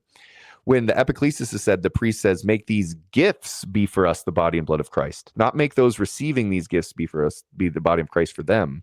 It's saying make these gifts themselves be the body and blood of Christ in our liturgy, in our epiclesis. So in the 2019, it's the more Latin way where the epiclesis is put prior to the anaphora. The 79 is like the 28 where the epiclesis comes after. I still think it can be ontologically united, but I prefer the 2019's version there. I will say in both the 2019 and the 1979, it typically begins with the sign of the cross. So blessed be God, Father, Son, and Holy Spirit. I realize in the 2019, there's other options for certain times in the church calendar. But now in the 1928, it begins with the prayer, the collect of purity, which you could say obviously it has a Trinitarian element at the end by naming the three persons of the Trinity. But I would say if you've ever been to like a Latin mass, this notion, or not a Latin mass, a Novus Ordo mass in the Latin church, this notion of opening with in the name of the Father and of the Son and of the Holy Spirit, and then ending with the priest giving the blessing in the name of the Trinity. Those things are very, and I'm not a priest, by the way, I'm just giving an example. Those are very important because what it's saying is that the entire mass is inculcated in the life of the Trinity. So it's saying that the movements of word and sacrament are within the life of the triune God. And I find that theologically to be very important. And so, again, that's one thing that I think the 1928 was, in a sense, actually more Protestant than the 1979. Even though that's seen as like one of the great Catholic prayer books, I actually think that 1979 is more Catholic in a sense. And I say that respectfully. But I think that is because of things like that, examples like that. And so I'm not a prayer book expert in every way, but I do think there are certain movements in the post-conciliar world that actually helped the Anglican world come closer to the East and the West. And I also think then again, Vatican II brought them closer to us with various things, which I think are important. But anyways, those are some principles that are important to me. Like, again, just how does the whole Eucharistic rite work? But I love the language of the 28. I mean, I like going to 1928 service. And I still think, overall, they all participate in the mystery. But we could hash that out. Sometime I'll do a live stream just on prayer book stuff. That'd be interesting. I'd have to do a little more researching on certain things.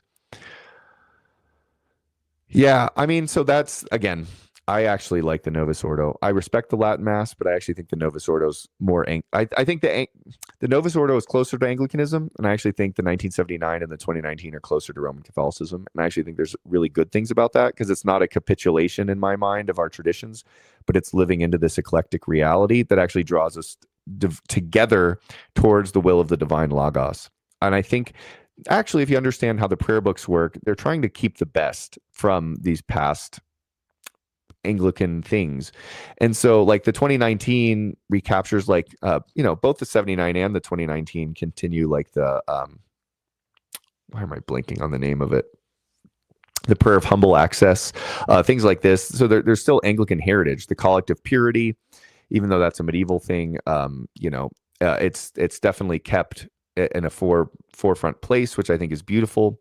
There's still like the words of comfort. There's all sorts of good stuff in there that are explicitly Anglican. I love the doxology; it's explicitly Anglican. All these kind of things are kept in the Anglican service. But I also think that they move towards certain principles, like what I was just talking about, life within the Trinity and some of the nuances and complexities of the Mass and how it works, that I think we've moved towards our Latin brethren. I'm not as much an expert on the East, but I would imagine there's movement towards the Divine Liturgy in some ways as well. And then I think that they've moved towards us in the Novus Ordo too. So that's interesting. I hear you. We'll have to talk about this sometime, man. I again, I have respect. I have respect. I will say this is not an area. It's not a hill I'm going to die on. I understand that there's beautiful things about other books. I will say though, I am a post conciliar guy, so I do think that Rome has taught us a lot, and I think we've taught them a lot. So, all right. Oh, Anglichog, you like the 28 too? Well, the language is beautiful for sure. Interesting. Um, I have knowledge about certain things when it comes to the prayer books. There's other areas where I can't say that I have like full knowledge or like fully fleshed out opinion on it all. I would just say this notion of, again, like opening with the sign of the cross. I actually think that to be a really important part of the Mass. I think that there's even like, again, I don't understand fully the full theology behind it, but like the fraction in the 1928 occurs earlier, and I actually think where it occurs in the 1979 and the 2019 is more theologically proper, like when the host is raised right before the Agnus Dei. I actually think that when the fraction occurs there, Christ our Passover has been sacrificed for us, therefore let us keep the feast. I would say that's like a more proper place where the fraction occurs theologically. Things like this. But again, I think that there's room for both being a part. I think it's the same mystery. So, well, an Anglican 23. Here'd be my question, brother. We can. This is for another stream because I want to keep this in a different line. But I don't. I'd be interested if you again. I did a video recently just on the Windsor Statement. If you read that, would you have anything about it you disagree with? And if the answer is no, then I would say you don't reject it. I don't want to speak for you, but I'm saying if you read that document, and I made a whole stream going through it and saying, would Anglicans really object to any of this? And unless somebody's a receptionist, I would say there's really nothing in it to disagree with. And what Rome is saying is this is the core of what transubstantiation is. So, but would you say that what it most really is after the anaphora, is it the same amount bread or body and blood of Christ, or would you say, like, what would you call it? Like what is it most really at its core reality? And I do think that it's very important to say it is the body of Jesus Christ. And again, the old creation is renewed into the new, but yet Jesus is still, it's completely new creation. It's not like half old creation and half new creation, right? I think that when Rome is pushing back on views against transubstantiation is because they're saying it's not like 50-50 like old creation and new creation. It's 100% new creation. We could still say the old creation is renewed into the new. And so I think there's ways there. That's the way that the modern documents have worked stuff out. And I find that to be very intellectually and epistemically satisfying and also true. And it holds the mystery, and I think it holds the principles of both lines. That's my view. This is kind of what I think Quay is saying here. They speak in terms of real presence. That's what I'm talking about. That's what the Windsor Statement says. Again, my question would be, I would just check out the Windsor Statement and say, is there anything in there that you would disagree with? Because Rome is saying officially, this is consonant with our teaching on the Eucharist. And I really would struggle to see what anybody would disagree with unless they're a receptionist strictly. Okay. Hey, Gabriel, appreciate you, man. God bless you, brother. Appreciate you joining us, man. All right.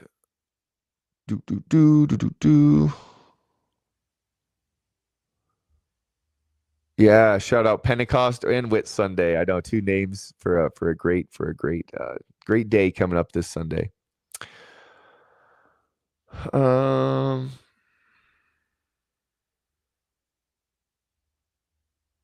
well, and I've heard this line before too.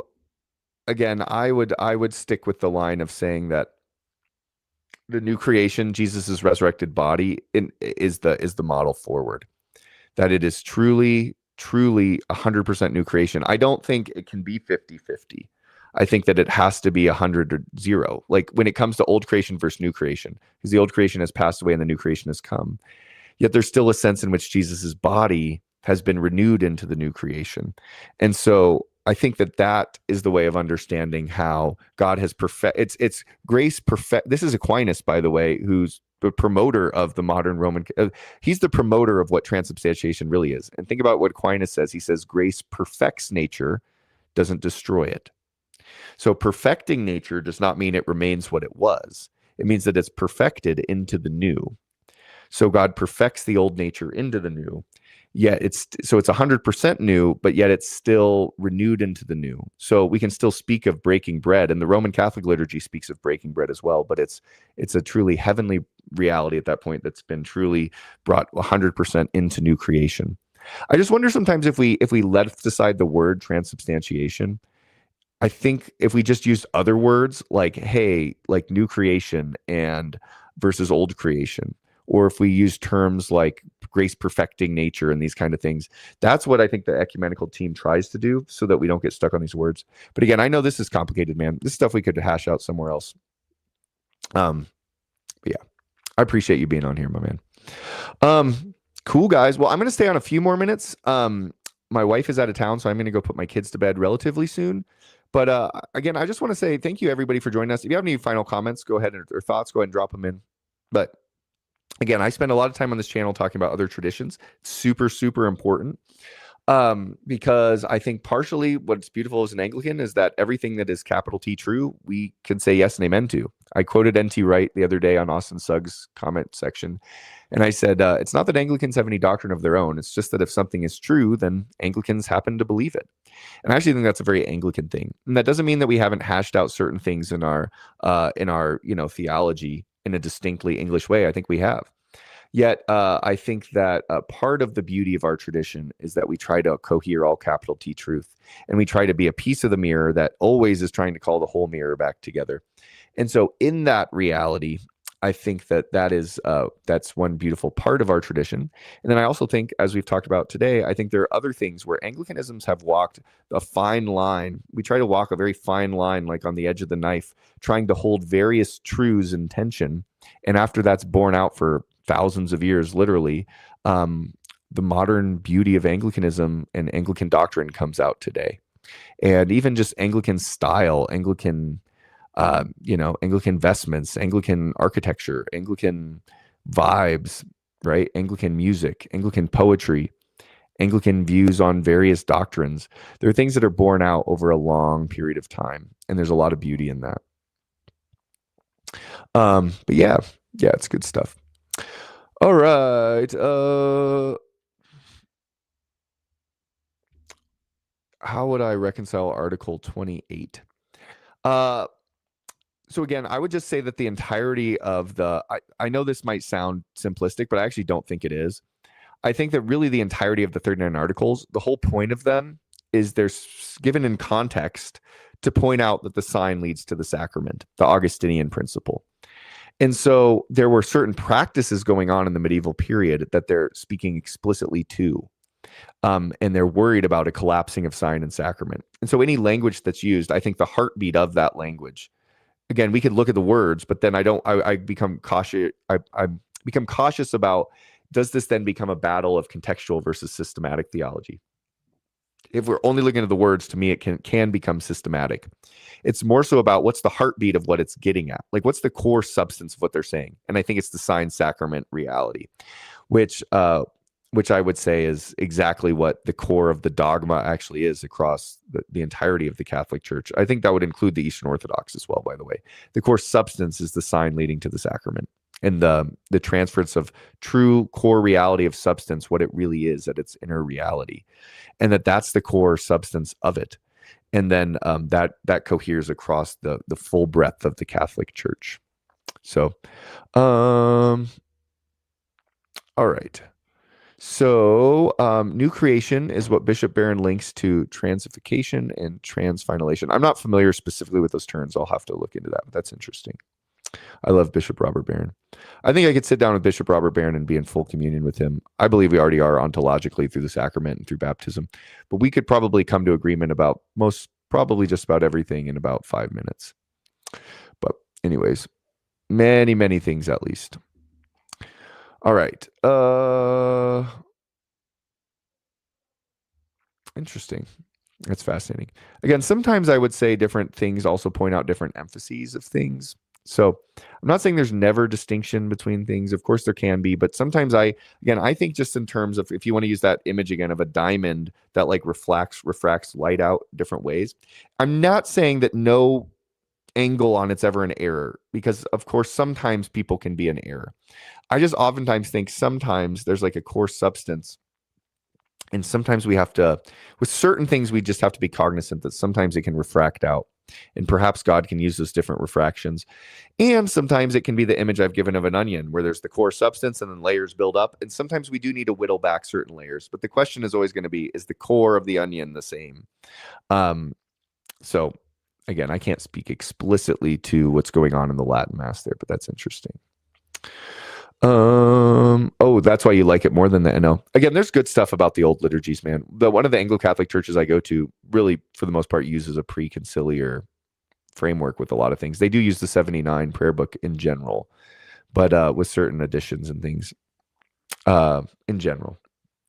But I do think there's good there. I just also think there's good in the NO and in the modern prayer books as well. But yeah, so a substantial presence. And again, the Windsor Statement is basically saying substantial presence is the core dogma that Rome is trying to push, as well as the core dogma of Anglicanism. So again, I would check out the Windsor Statement, brother. See what you think about it. Read the whole thing, including the notes at the bottom. It's really interesting. What's up? Oh, Frog Dude, that's a great name. Thank you, man. Appreciate you being here. REC, interesting. Are you under Bishop Ray Sutton, or are you under one of the other bishops? I don't know if you live in the West or the East. By the way, if you want an interesting take on the Eucharist, Bishop Ray Sutton says something very, very similar to what I'm saying here. I would say probably synonymous. But he talks about how oftentimes what like the 39 Articles are pushing back on is not actually what St. Thomas meant at the core. Yeah. Bishop Ray Sutton, by the way, leads the ecumenical talks in the ACNA, which is fascinating. So, yeah. Oh, appreciate you, man. I again, it's something I'd really just encourage. It's good stuff. I would love to talk with Bishop Chandler Holder Jones. I'd love to talk to him about Anglican holy orders. You know, some of his thoughts, like his video on the Sacramentalist podcast about Anglican holy orders, is like, it's again, I'm too old for this word, but it's a banger, dude. It's like he's really solid. And so I would really love to chat with him personally. Actually, I should reach out. I thought about reaching out to Bishop Daryl Fitzwater as well, the bishop of the Missionary Diocese of All Saints in the ACNA.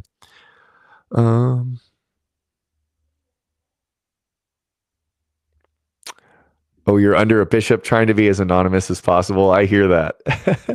I pray that we're all under bishops as well, you know. Certainly, you know, I'm under the authority of bishops as well. But yeah, I get that. The online sphere is quite interesting, man. It's wonderful to have you though. Seriously. Oh, you're under a bishop. I see. You're saying you don't want to explicitly say who. Yes, that's good stuff. That's good stuff. Now I understand. Yeah. I have a lot of respect for the REC. There are, I mean, I won't get into this right now. I like the modern REC in many ways. The older REC I would struggle with a lot more, but I think a lot of modern people in the REC would also struggle with the older REC. Yeah. I got it now, man. It was the airplane flew off my head a little bit, then I got it. One provincial bishop. Interesting. Yeah. How big is the APA? I'm curious, man. I'm not actually sure how big the APA even is. It's probably like what, 15,000 or something like that. It's pretty interesting.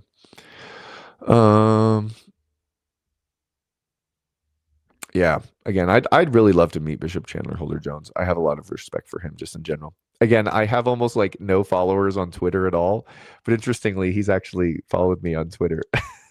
Even though I posted 2 things today, and those were 2 of the 3 things I've posted across a lifetime on there, at least with my modern thing. So I kind of re-kicked it back up. Partially Anglichog, I don't know if you're still on, but partially because my buddy sent something of you. And so I was like, I should. And then I've checked out, I find that sometimes my name's actually mentioned on Twitter, and I find out like a month later, I'm like, oh, this is new to me. I'm not really a social media guy. So it's interesting to find. But yeah. She said the APA is not that big, but our parish church is booming. That's great, man. Again, wherever 2 or 3 are gathered, the Lord is there. So it's not meant to be dismissive of the, you know what I mean, the jurisdiction. I know, again, I live in Colorado. I don't think there are any APA churches at all in Colorado. I know there's a church that I think it was in one of the older Continuum dioceses. I think it's in the ACC now, in near my area. I've never actually been there, but I know of it. I think I've only ever been to one Continuum church personally. Is there any Eastern Rite liturgy? Yes. So there is. I know that, again, one of the conservative Anglo-Catholic churches that I go to for midweek mass, it's in the Episcopal Church. But I can tell you that like the bishop is, or the priest is in the SSC, so the Society of the Holy Cross, which is the old school male only holy orders, like Diocese of Fort Worth Priests Society. And one of the priests who oftentimes comes to some of the midweek services I'll go to is actually does a Byzantine rite in the Episcopal Church in the Diocese of Colorado. So there are, I know at least within the Episcopal Church, there are priests who do Eastern Rite Byzantine liturgies. I know at least one. So I would imagine there's more than one. But yeah, it's interesting. I know that my friend Dan from the Northern Anglican channel, I don't want to speak for him, but he talks about being fairly Eastern. And and he's in the ACC, and he talks about, I think they use some form of almost like Western Rite. I don't know explicitly, but again, yeah, isn't that interesting? It's fascinating, yeah. And I think the priest name is like Father Chrysostom or something like that. So he has like a very like Eastern name. I actually think he may have been an Eastern Orthodox priest, to be honest. I mean, once you're a priest, you're always a priest. But I think he was actually priested not in the Anglican world. I think he was either a Roman Catholic priest or an Eastern Orthodox priest. But there are different liturgies, I believe, performed. So I think that's what you're responding to here, brother.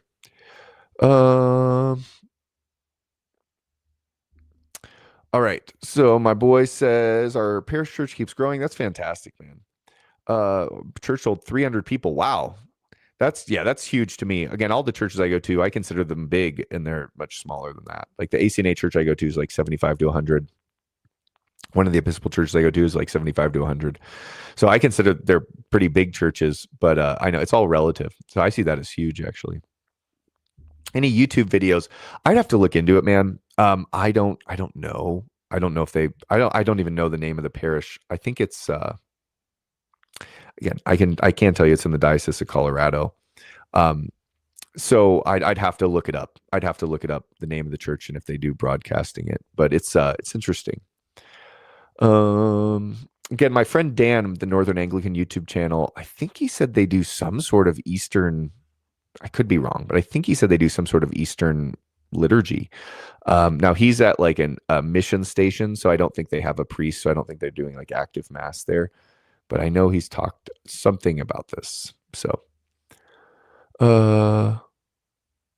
yeah, he does the Eastern sign of the cross, which is interesting. So there are Anglicans who are more like Anglo-Orthodox.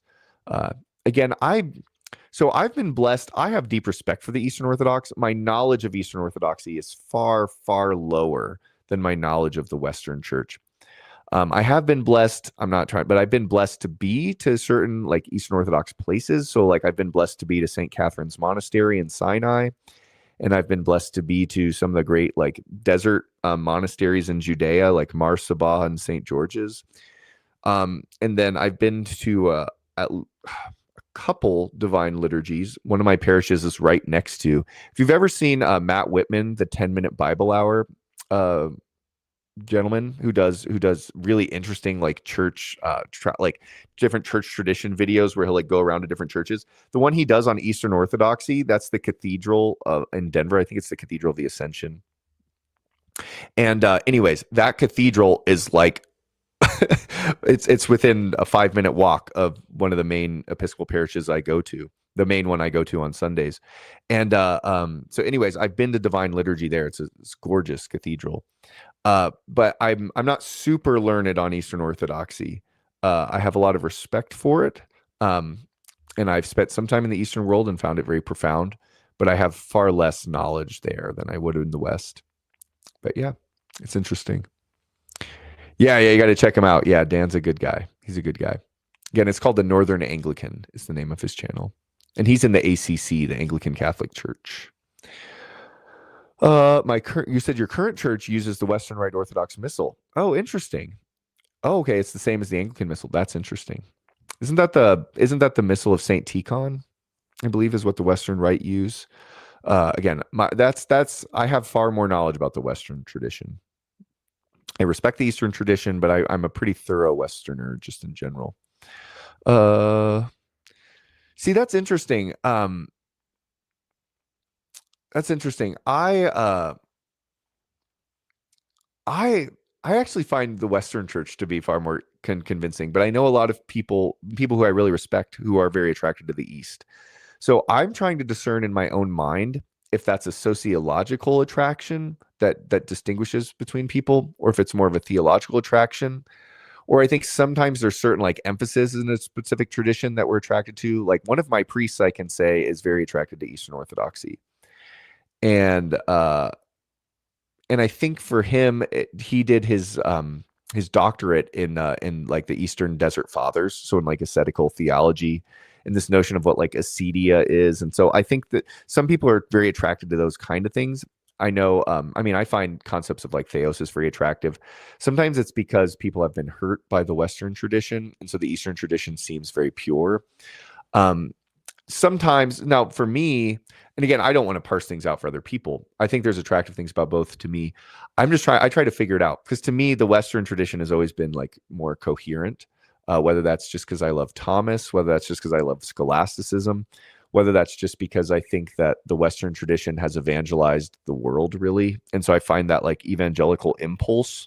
Now largely that's an Anglican thing, but I find the Western, there's a lot in Rome as well, but I find the Western tradition to be very coherent, like just via philosophy and thought. So it's just interesting to me why different people are attracted one way or the other. Again, I have enormous respect. Like Eastern theology, bro. Like you could see it right when you walk into into the Divine Liturgy, right? You've got like the people sitting in the nave.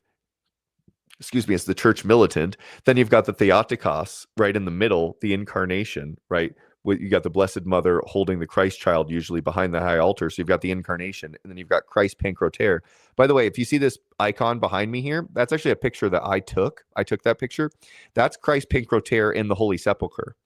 So that notion of like Jesus enthroned in glory above, the incarnation in the middle, and then you've got the church militant down here with the saints. And it's usually you've got icons of the saints with the congregation present. I love that type of mystical theology. It speaks to the oneness. So I see the attraction to the East in many ways. Again, the Holy Sepulchre is in and of itself a fascinating case study of this, by the way. You've got the Roman Catholics, the Greek Orthodox, the Assyrians, the Copts, the Ethiopians. Who am I missing out? You got the Syriacs, the Copts, the Roman Catholic Church, the Greek Orthodox, and the Armenian Orthodox Church. And then on the roof of the Holy Sepulchre, you've got the Ethiopians. And by the way, the Greek Orthodox actually let the Anglicans use one of the chapels for Mass on the second floor, the Chapel of Abraham. So the Anglicans are in the Holy Sepulchre too, in a sense. But just the Holy Sepulchre itself is a case study in the profundity of cross different traditions. But I do think that theology coming out of the East is very, very beautiful, the theology of the incarnation, which is very Anglican as well. Again, Anglicanism stands at the crossroads of Christendom in a sense. We've got a deep incarnational theology, a mystical theology, and also a scholastic Western theology. So it's interesting. All right, let me catch up some of these things. All right. Ooh, seems to me strange. This is a quote from the Father Henry Percival. Seems strange that any person familiar with the facts of the case for a moment entertain as a doubt as to the ecumenical. I agree with this, man. Again, if I didn't believe this, I'd have to be Nicaea 2.5. But since we're Nicaea 3, I affirm the council. I've argued before, really at the heart of it. By the way, I have to say this. My boy said this. I know you were here, Anglican 23. There's actually in 2026, there's like a compilation of different collects that can be used in the ACNA. And there's a collect that's like officially promulgated to my mind by the ACNA in the 26 office book. Or like book of collects and prayers, that it's a prayer that you utilize to bless an icon, and it explicitly talks about the theology of iconography, which is really about God working through the matter to point to a heavenly reality. And I would contend that's the core substance of Nicaea 2. So yeah, what would be my opinion on Nicaea 3? We should have a real Nicaea 3. This channel's trying to call for a Nicaea 3. Interesting. You're a Western liturgy. I'm Western liturgy, Eastern theology. Interesting. I will say an Anglican priest, he's now priested in the Anglican Church of Canada, who I really respect. He teaches at Davenant Hall. His name is Father Matthew Hoskin, has a YouTube channel called Classic Christianity or something like this. He argues that St. Richard Hooker's view is actually very similar to theosis, which I would actually agree with. I think that's also C.S. Lewis, Wesley. I think there's a common strain of substance. I do hold the Western line on divine simplicity. I still think that that's one of those places where maybe the light can refract out of the diamond in different ways. How we parse out divine simplicity in the East and the West, even though I'm a Thomist when it comes to divine simplicity. Gavin Ortland has really interesting work on this. Yeah, faith is always faith working through charity. So faith working through love, I would say. All right. You like the conciliar model more. Okay, interesting. Some of your families from Russia and Ukraine. Yeah. See, this is where I'm saying again, when I use sociology, by the way, to talk about these things. By the way, welcome new people who we have in the chat. I'm excited to have everybody. Sociology, sometimes we see that as like an unimportant factor, but I actually think it's very important. I think we have to realize that both psychology and sociology play into people's kind of attraction in a certain way towards a particular theological doctrine. Now, I don't think that can be the whole of the answer, but I do think we have to acknowledge that sometimes we're attracted to a certain way because of certain things. Like we're not just brains on sticks. There are certain things. And so I understand why certain people are really attracted to the East. Again, I love the Eastern Orthodox tradition, you know. I got an Eastern Orthodox, I believe that's probably a Greek Orthodox icon. It's the Christ Pancroter in the Holy Sepulchre and the dome. But I just am really attracted to the Western Church, and I see the Western Church as being like, in a lot of ways, driving the bus of world Christendom. So that's, I think, what's so attractive to me there. But I do have a lot of respect for, again, I think conciliarism is at its best when it's met with authority. And I think that's the Anglican model. At some point, I'm going to do something again with my boy T.D. Barrett on the Anglican Roman Catholic agreement from Archic titled The Gift of Authority. And it's really about how you can wed conciliarism and authority together in the healthiest model. And I think that's good stuff. All right.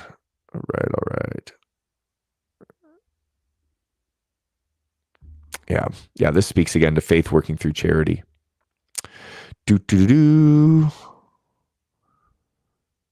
Based Greek Orthodox. Yeah, I really like the Greek Orthodox. They're also much more ecumenical, which I really respect. I actually had a Serbian Orthodox priest comment on one of my videos the other day, and he was basically, if I remember what he was saying correctly, if I picked it up right, I think he was saying like that in general, in his neck of the woods, people are more ecumenical than sometimes it comes across online, which I found to be really interesting, or at least more like open to thinking about things differently. So I found that really interesting that a Serbian Orthodox priest watched one of my videos and commented on it. You've tried to leave it mentally, and I understand that. It just makes sense. Yeah, the way that I parse it out, man, there is a sense in which you have to live in soup to be an Anglican. But at the same time, I always parse it out philosophically like this, bro. If you can envision an x-axis and a y-axis. Anglicanism, just like we naturally intuit with relationships with people in real life, if you want the highest level of possible good, it philosophically necessitates that the highest level of disastrousness, that's not a real word, but that craziness can come in at it philosophically necessitates it. So if you only want, so think about a relationship, right? If you only want to get a little bit hurt, you're only a little bit vulnerable, because if you get too vulnerable, then it opens the capacity for you to get more hurt. Okay. So anybody like in marriage or something like this, if you really want a healthy marriage, you have to really open yourself up to vulnerability. But that on the flip side of that, it could lead to deep seated hurt, but it's worth the risk because the benefits. In a sense, that's just the very fabric philosophically of how this stuff works. And so if we want the highest level of good and we open ourselves up to the highest level of truth, it also of necessity gives the potential for real disaster to set in. And I want to contend that basically defines Anglicanism. We shoot for the plene esse, but it also opens us up to the disastrousness that comes in. And so this is like, again, this is to me an apologetic for the ecumenical movement. A lot of people look at the ecumenical movement and say, but look at all the liberalism that came in, right? And God's peace to them.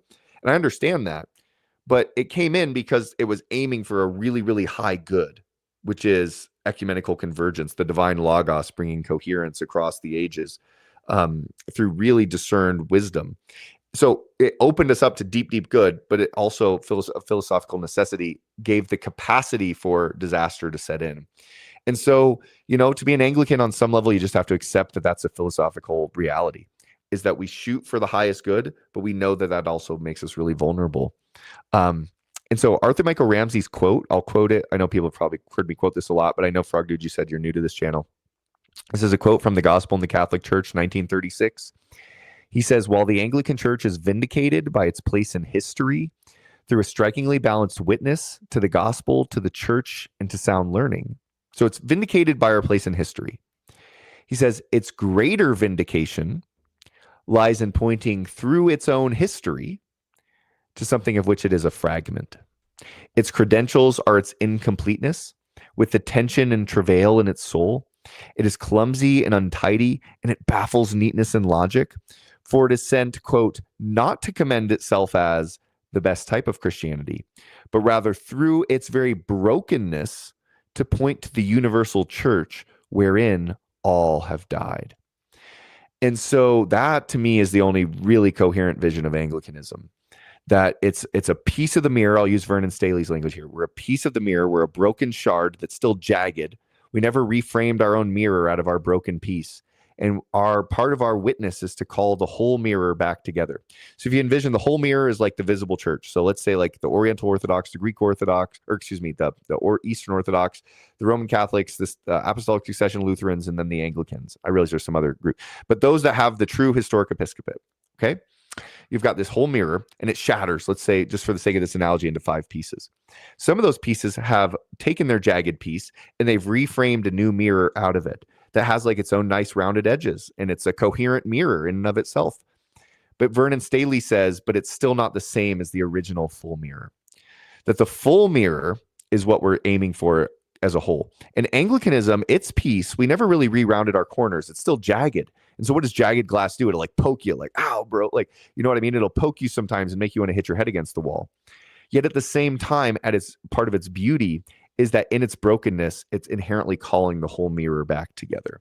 And I think to really have a coherent view of Anglicanism, that's just part of our reality. And it does to me too, bro. It makes me want to hit my head against the wall sometimes. But I still believe certain principles are true, like the sacrament makes the church. And so there's an ontological reality in the sacrament. And so the fact that really on an ontological level, when we say, hey, Roman Catholics or Eastern Orthodox, we obviously want them to respect their canon law as well. From our perspective, they theologically, are welcome to participate in our sacraments. And the fact that they can do that and that we accept their holy orders fully, it speaks to this ontological claim that we are already all truly of the plene esse.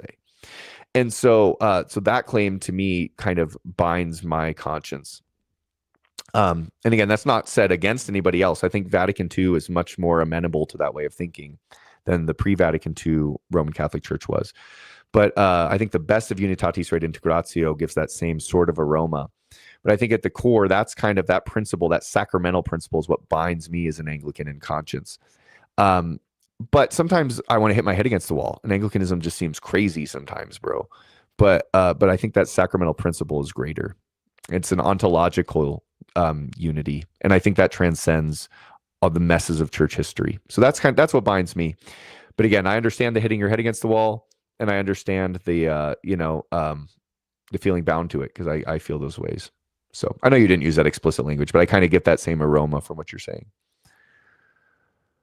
Um, do, do, do, do, do. Do, do, do, do, do, do, do. Oh yeah, well, and we'd have to hash this out another time, man. I'm much more Wesleyan, but again, that's something we can hash out another video. But yeah, again, I see Wesleyanism as in line of the great sweep of what I would say is the best of Aquinas and Boethius. But that gets into a very, very complicated question of space and time. I need to do a whole stream just on space and time and God's omniscience. But I do wonder sometimes, can we find more convergence than we think? But I do think of it in those terms. I grew up in the Methodist world, and I still hold a lot of those principles because I think they're really coherent. But I respect other people as well, even though I think it's really important for us to hash out. All right, Vatican III. Yeah, let's go. Oh, God's peace to people. Yeah, let's do when I'm laughing, by the way, I don't mean to laugh at anybody. Vatican III, we'll do that, and Nicaea 3 at the same time. Psalm 23, yes. This is, I know you're quoting what, Lutheran satire here. Yeah. It's modalism and Pelagianism and all sorts of stuff. See, this is why we need the Athanasian Creed, bro. By the way, just an interesting riff here, real quick, guys. And I'm going to have to sign off pretty soon. Oh, wow. I'm like super far behind in these comments. Guys, I'm able to stay on maybe like 10 more minutes, and then I'm probably going to have to bounce. But real quick, I want to say, so in Aquinas, right, there's the three categories of analogies. There's equivocal analogies, which, obviously sometimes don't hold the water that, they don't always hold water. Then there's an analogous or analogical connection, which is like, this is similar to, but not the same as. And that's where, like, when he's talking about Patrick, talking about like the three-leaf clover as being analogous to the Trinity, is an analogical, but it's not univocal. And that's where the Athanasian Creed helps us sort that out. It's saying the univocal, which is exactly one-to-one analogy, that nothing is truly univocally comparable directly to the triune God, because the triune God is utterly unique and is pure being in himself. And so we have to realize what an analogical analogy is, or what an analogous thing is. Anyways, that's what that video is really about. It's interesting. It's funny. I watched that so long ago. May the real Augustine fan please stand up. If you're talking about space and time here, I know I'm not worthy to untie the shoes of Augustine. We could get into sociology here, man. Well, I won't go too deep down that road right now. My ethics professor one time contrasted the thought of Aquinas and Augustine. And even though Aquinas saw himself as in line with Augustine in so many ways, I would contend they probably had very, very different psychological bents based off their own history as people, as men. And they had different histories and different things that they struggled with.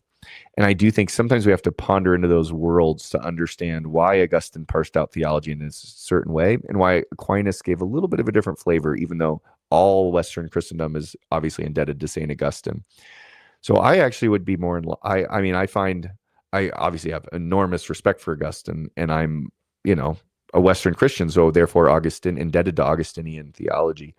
I'd say if I was going to nuance things, I'd probably, some of my first patristic picks would be more like Irenaeus, and then, I realize he's not patristic, but then leaning into Aquinas, Boethius, like those kind of guys. But again, I'm indebted to Augustine, as are all Western Christians.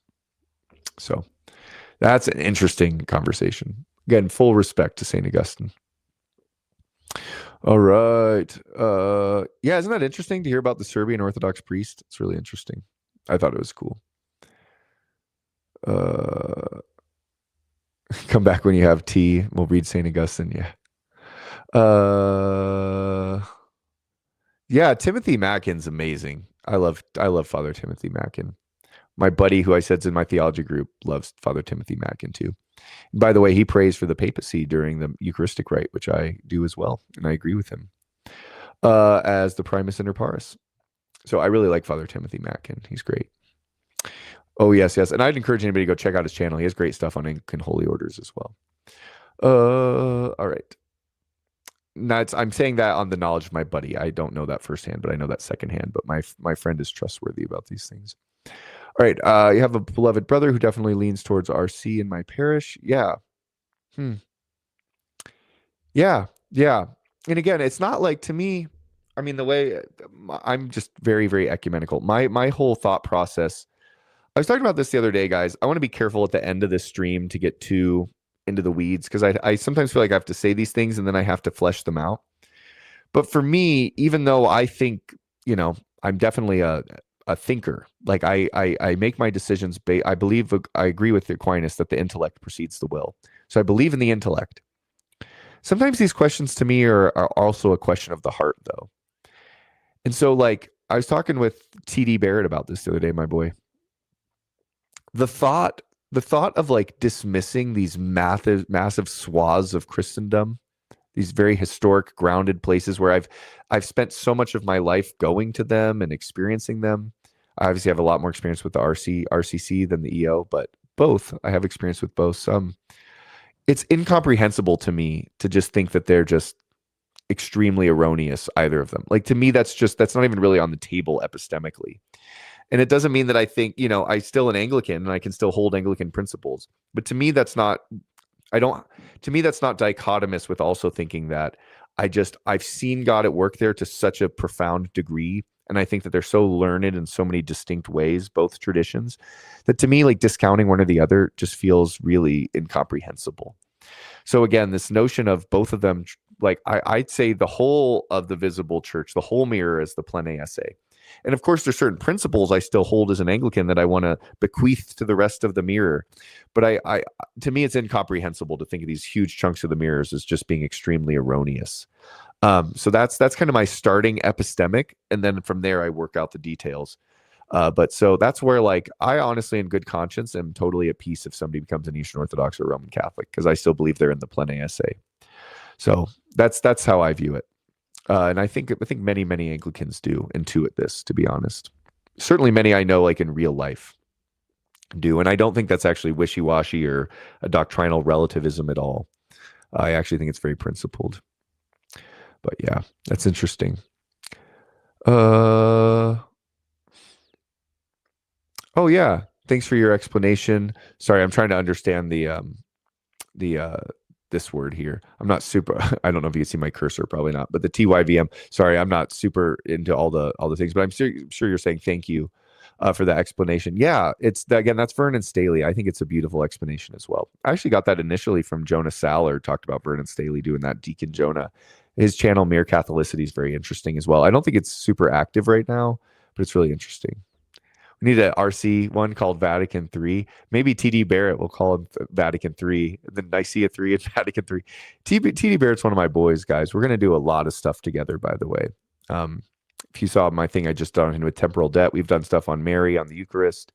We're going to do a lot more, hopefully, going into the future. So TD kind of lives out Vatican III as a namesake. I was supposed to say the Athanasian Creed per rubrics today. You found out after Matins. Unimaginable, man. I love the Athanasian Creed. It's great. I don't know, Dan. We were name dropping you earlier, by the way. Frog Dude, this is Dan, the guy we were talking about. Dan, I was name dropping you earlier, bro. We were talking about how you're an Eastern guy. And I was saying, I thought that maybe you guys do Western Rite stuff at your mission station. I know you don't have an active priest, but I don't know if you want to drop anything about that. But anyways, it's interesting. I know how my eyes hold open, dude. I just talk forever, bro. This is what I did as a youth leader. Some youth leaders like find like lock-ins or like mission trips absolutely exhausting. And to me, like, I just get energy from this kind of stuff. So what's funny is whenever I have these dialogues, like if you watch my one with the other Paul, it went like 3 hours and 45 minutes. Or like most of my dialogues I do like an hour and a half, 2 hours in, I'm like, I feel like we're just starting. I could honestly just do these for like 5 hours, but I could just talk forever. That's just kind of how I work. So, but yeah, yeah. It's interesting. Yeah. Christian Wagner can be Vatican III. God's peace to him. Yeah. Frog Dude says, hello, Mr. Northern Anglican. God bless you. So Dan, Frog Dude is in the REC. So I was talking about your channel. We were talking about Eastern Rite stuff in Anglicanism. But anyways, yeah, it's interesting. Man. See, Dan, it's so funny to me. I don't know, like, so this stream at one point we had like, I don't know, we had quite a few people here, and then it drops down really low, and I'm like, oh, it seems like people are winding down. And then like I look back at the number count, and I'm like, wow, we have a ton of people here. Anyways, thanks for joining us, everybody. Appreciate you guys. So that's sometimes where I just keep going as well. Pretty soon I'm gonna have to go put my squirts to bed, but they're finished school, so it's a little different. Dan says, yes, we do similar stuff to Western Rite Orthodoxy. Interesting. The REC is legit. Yeah. The one thing, Frogman, we do have to hash out is the founding principles. I know that Bishop Ray Sutton's put out stuff trying to harmonize the founding principles with the modern way it's viewed. Because to my knowledge, most people within the REC really are high churchmen with a pretty high sacramentology. I'll be honest, I've wrestled with the REC explicitly for that reason, just the founding principles and kind of the original beginning of the REC. But this is not meant to be a REC. I'm not trying to in any way knock the REC because I have enormous respect for the REC. And I think of people like Father Gerald McDermott, and I'm like, he's about as based as it comes in Anglicanism. And there's just so many people in the REC who I'm like, think are amazing. I love Bishop Ray Sutton. And so I don't exactly know. That's a conversation I want to have with somebody like in real life, like on a really deep level. Like, what do you make of the founding principles in the REC and even their holy orders and some of like, how do you compare Apostolic Cure's arguments with the founding principles of the REC and those kind of questions? Like, I know Bishop Chandler Holder Jones has stuff about this that I've worked through to some degree, but that's something as somebody who's really interested in the question of Anglican holy orders, I've wrestled with questions about the REC. But again, some of it's very nuanced and complicated, not for the end of a dialogue like this. I have massive respect for the REC. I just would have those questions myself. Yes, Quay, this is a great name. I second this. Vatican II full stop. That's a great name. I don't know if you guys ever notice this in your own language, guys. I'm old. I'm 34. So I still dress just like I did when I was like 15. And my hair, like I've literally like never changed my style ever in my whole life. I've been married for so long. I've been with my wife for like 16 years, married for 10. So anyways, I'm just kind of an old soul. But I find the language I use is still steeped in like the 2000s. And so once in a while I'll use like, modern Gen Z language just because it's funny. But to me it's pretty funny because give me 1 second, guys. I gotta plug in my computer. I'm gonna take out my mic here because okay.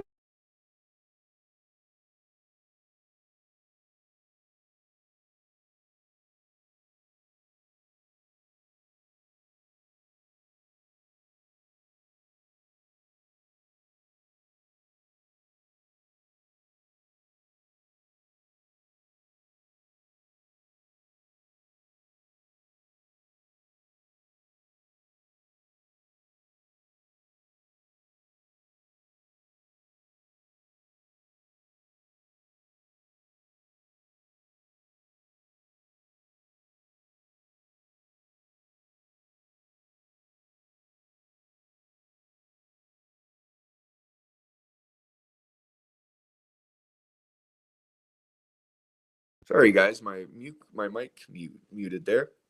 Okay, just real quick, I have to think about this statement. Okay, I don't think. Well, this is definitely not something I want to get into big time right now. I mean, I'm definitely conservative on like human sexuality, but I do think sometimes in our modern world we just presume that everybody has the right to marriage. And it's not that they don't have the right, but I don't think everybody necessarily has the calling to marriage. And Jesus talks about this when he talks about being a eunuch for the sake of the kingdom of God. And so I think that I think that marriage is not a right in that way. Like everybody has to have it, because I think sometimes, well, we have to realize singleness in the Christian worldview is marriage to the church, which we're all married to the church, but in a unique way as a single person. So I don't think that the right to, marry whoever you want is an inherent right. I think sometimes we all have a cross to bear. But then when it comes to the Eucharist, I think people do have that right if they're baptized, and then if they're in a state of grace. So I'd have to think about that. I don't want to overstate that. What's up from Boston, man? How's it going, brother? Dang, it's late there, bro. What time is it? It's the next day there, man. What's up, man? How's it going, bro? Actually, Boston is one of the cities I've been blessed to travel around most of the U.S. I've never actually been to Boston, but I want to go there. I'll go to a Sox game. I think that'd be sweet. So, what's up, man? How's it going, brother? I'd love to go there. I love history too, so I'll go to the Old North Church, see some cool stuff out in Boston. I won't get into I almost started dropping a Boston accent there. I love accents, guys, but I won't do that right now. All right. Introduced to England. Yeah, a lot of people. The REC obviously has many solid parishes now. Interesting. Yeah. Well, and I get that. A lot of times we got to realize too that like I when I say being an intellectual head on a stick, I struggle with that syndrome a little bit. But I also realize that sometimes it's just like we have to look at real life, what's right in front of us too. To me, the question is always, we can make those decisions based off of our like personal experience, as long as we believe it's valid. If you think where you're going is not valid, then I don't think you can justify going there. But if you are convinced in your soul that it's valid, then we can make room for like, okay, this works for my family, this works for me, I have community here. But that fits when we have the framework of this is capital V valid. That's what I would say. So it depends on, I realize these terms can be parsed out in shades and degrees. I view the REC as mostly high church, but I realize sometimes it's high church Reformed folks. But I know like people like Father Gerald McDermott, I view him as pretty Catholic in general. So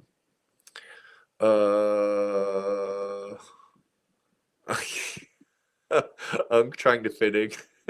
Yeah, I'm old, man. It's so funny, bro, because I still see myself as like the young person in a lot of circles. But then I come online like this and I'm like, dang, I'm like a grandpa. It's pretty funny. I think of that. I love sports too, guys. And I think of that, like I watch these guys. Like I love like basketball in the NBA. I love baseball too. But I look at these cats and I'm like, dang, bro, this Nikola Jokic could have been in my youth group. That's pretty funny to me. But these guys who are like 30, like when I first started youth ministry, I was 22 and there were 18-year-olds in my youth ministry. So I'm like, dang, bro, that means there are people who are 30 now. And a lot of people I interact with, like whether it's in my friend circles or stuff, I'm like, dang, they would have been like in middle school when I was started youth ministry. It's pretty funny. Oh, sweet. All these, I was muted back in the day. Sorry, guys. Yeah. Are you at the Advent, bro? So if you are, you probably know my boy Ryan Danker. Ryan Danker is one of my I've talked to him in person once, but I know Ryan Danker, who's like he leads the John Wesley Institute, attends Church of the Advent in Boston. I would love to go to Church of the Advent. So again, Ryan Danker is one of those people. If you guys don't know that name, he's somebody who I called him when I was struggling with I was at Asbury. Should I go into the GMC, the Global Methodist Church, or should I move into Anglicanism? And he basically helped me reason through some stuff. And he went, yeah, okay, so you're an Anglican. And so, but my boy Ryan Danker, I know, attends Church of the Advent in Boston. So yeah, it's good stuff. All right. Thoughts on Based Crusader? I have no idea who that is, but I do. The name sounds pretty cool, but I don't know much about him. I don't know really anything about him. Or if I do, I don't know that I do. Yeah, it's. I feel you here, Dan. Dan, I'm old, bro. I don't know how old you are, man, but I'm getting old, bro. It's funny. Yes, age is relative. I agree. I used to always joke and say that like 25 was like the peak of oldness, and then you got younger afterwards. But no, I don't really feel that I'm old, um, but it's funny. So, oh, he's RC. God's peace to him, man. I don't know. I don't get into that stuff. Oh, you're 34 too, Dan. So we'll both be in the older squad, man. It's funny. We're interacting with a bunch of Gen Z cats online. Oh, see, well, I'm older than you, man, because I turned 35 in September, bro. So how about there? Have I ever had a negative supernatural experience? No, I have not. So no, I cannot say that I have. At least not to my knowledge. I mean, obviously there are things going on beyond our space time sense perception that I don't fully understand. So I believe in spiritual warfare and things like this, but all my experiences have been good. So see, 54 is young, Quay. That's not. I see that as young, man. I see that young, young, young. I actually was talking to me like when people turn 40, I still see them as young. It is definitely relative. Have I had a positive supernatural experience? I mean, I hope my whole life has been that way. I can't say I've had like a. I do believe God speaks to some people in like explicitly miraculous ways, whether that's like through an audible voice or through a near death experience or through a specific encounter or through an apparition or something. Like I do believe God works in those ways. My way has been mostly through a life lived in the faith. So I grew up in the faith and I've never walked away from the faith. And so I really relate to N.T. Wright in that way. And this is not meant to be elitist. I think, again, God, everybody has a different story. But my life has been one of being in the church. I'm not saying I've been perfect all the way, but I've always been involved with the church. And so my general disposition has just always been towards God in that way. So I'd say it's kind of been a lifelong experience with the Holy Spirit. Not kind of, it has been a lifelong experience with the Holy Spirit. Uh, Not like one particular like charismatic moment or something, but more so a life lived in the Spirit. Thoughts on Anglican 23? He's got a lot of fascinating things. I really like your icon, by the way. That's my thought. I really like the Jesus holding the sheep icon.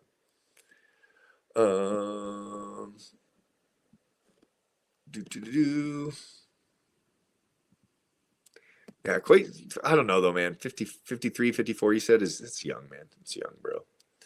You're gonna start making audiobooks of the patristics. Let's go, do it, man. Um,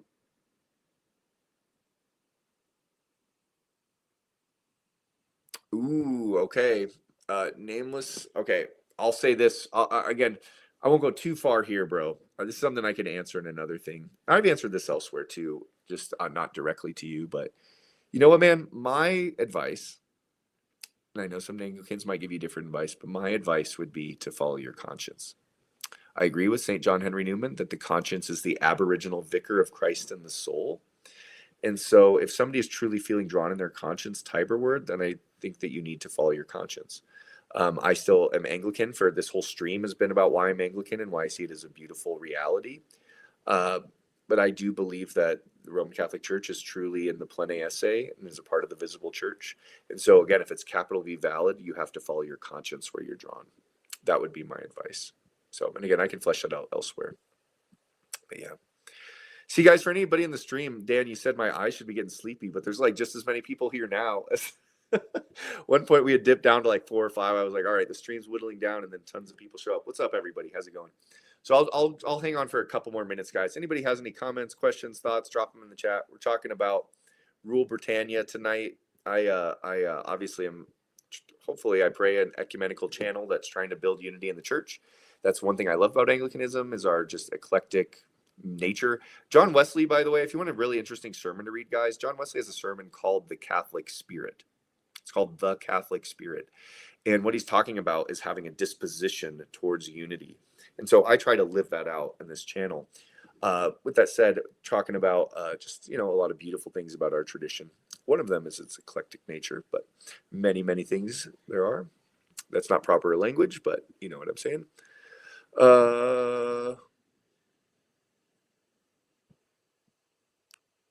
Do do do. I don't know exactly what you guys are saying here, but God save the king. Yes. Okay, I want to just say this. This is interesting because I said this is an Anglican stream. Uh, you guys know? Do you guys know what the basically the song that's sung when the coronations of the monarchs of England is done? It's Zadok the priest. So if you know that the words of Zadok the priest and Nathan the prophet anointed Solomon king, and all the people rejoiced. What's going on there? Do you remember earlier in the stream, if anybody was here, I said that basically England sees itself in some ways as continuing on the ministry of Israel. Now, really, this is true for the whole of Christendom, of course, theologically.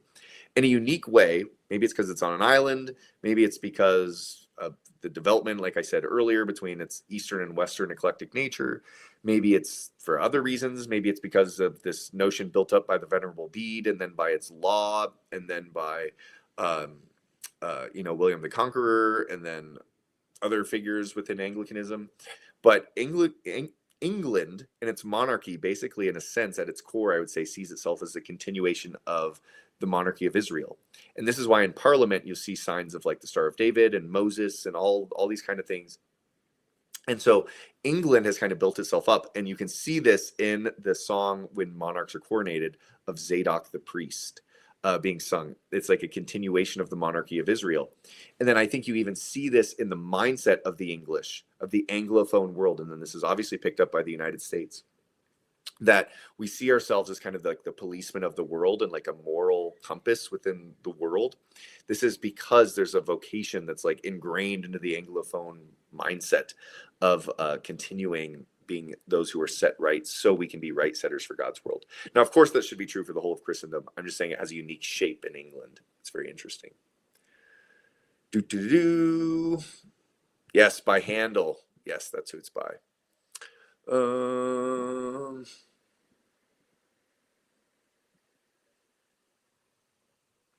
You might be asking Anglican 23. I could talk about this, but I would just fit, personally, I'd fit with the JDDJ. It's always faith through charity. The JDDJ is the Joint Declaration on the Doctrine of Justification. That's signed by the Lutherans, the Roman Catholics, the Anglicans, the Presbyterians, the Methodists. It's a very consequential document. See, Anglican 23, we're going to have to hash this out, because I would have a different view of how space and time works personally. But again, we'll do another stream on that, bro. Then you can come guns a-blazing, and I'll come guns a-blazing back. But we'll do it all in brotherly charity. I don't know if you're here earlier, Frog Dude, I'll insert my stuff here. Not that it has to be like the deciding answer, but Boethius saw time and space as working like God is synonymously present in all time at once. And so in some ways, this holds the line with how God truly knows, but also if he's truly synonymously present in all time at once, it makes it so he's never, ever, ever, ever, never the author of evil. But each and every moment of time has its own integrity as a moment. And so that's how Boethius settles that each moment of time has its own integrity. And God truly knows. And I would contend, actually, that Aquinas is picking up from Boethius here, that God sees all time as like a single glance. And so when we talk about foreknowledge in God and stuff like this, we're talking about an anachronism, because really it's hard for our finite minds to comprehend this.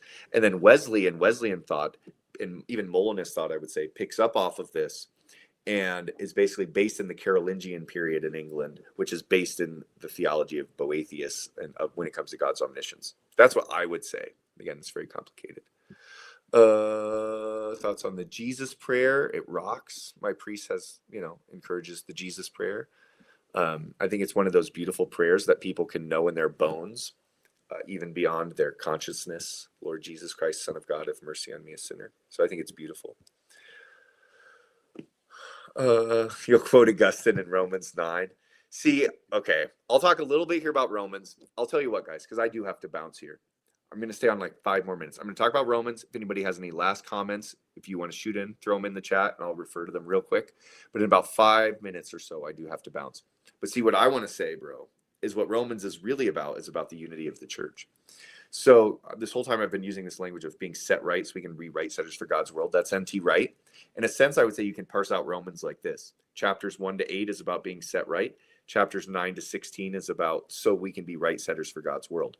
And the way you could parse that out is you could go Romans 1-5. It's much more complicated than this, obviously. But Romans 1-5, you could say that God, all people are in need of forgiveness. Romans 6, 7, and 8 is the new Exodus. Chapter 6, baptism, goes with the crossing of the Red Sea. Chapter 7, the wilderness wandering, goes with why do I do the thing I don't want to do? And then chapter 8, new creation, the crossing into over the Jordan. And so you've got the new Exodus, but this time it's from sin. So we're set right in 1-8. And then 9-16, you've got 9-11, the Jews and the Gentiles humble each other so that all men come before God's throne in need of mercy. So you've got this kind of paradigm for how unity works. This is what I contend in ecumenism. And then 12-16 is all about the pragmatic unity of the church in the house churches in Rome in the first century. And so in that you can see, I would contend 9-16 is really about so we can be right setters, more so than about like a systematic category of these things. But again, we could hash that out somewhere else, but it is very complicated. All right. Thank you, brother. If you're heading out, man, I hope you have a blessed weekend as well. All right. Quick, again, any other comments, guys? Drop them in the chat now, because otherwise I'm going to sign off here soon. Sorry if it got filtered out, bro. Forgive me. What do I do with the negative parts of Anglican history? Again, so I would say, what do I do with it? I would say that we have to fit it within the entire epistemic framework. So we don't hand wave it away. But it goes back to that Arthur Michael Ramsey quote I was saying. While Anglicanism is vindicated by its place in history with a strikingly balanced witness to the gospel of the church and sound learning, its greater vindication lies in pointing through its own history to something of which it's a fragment. Its credentials are its incompleteness with the tension and travail in its soul. It is clumsy and untidy, and it baffles neatness and logic. For it is sent not to commend itself as the best type of Christianity, but rather through its very brokenness to point to the universal church wherein all have died. So what I would say there is, what Anglicanism is for one, it's an entire narrative. So if there are particular moments where it's wounded, that doesn't falsify the whole narrative. But secondly, I would say that it's partially like what a human life is like as a microcosm. That sometimes there's wounding and error within our personal lives. Yet, I don't believe that God ever causes those things in our life. But what I do think is that God always works through them to bring something even greater out of them. And so at times, Anglicanism, sometimes in deep error, and sometimes in deep incompleteness, and sometimes in deep wisdom, and sometimes in deep fullness, right? So it can go both ways. It's jangled with the pain and the struggles of the world.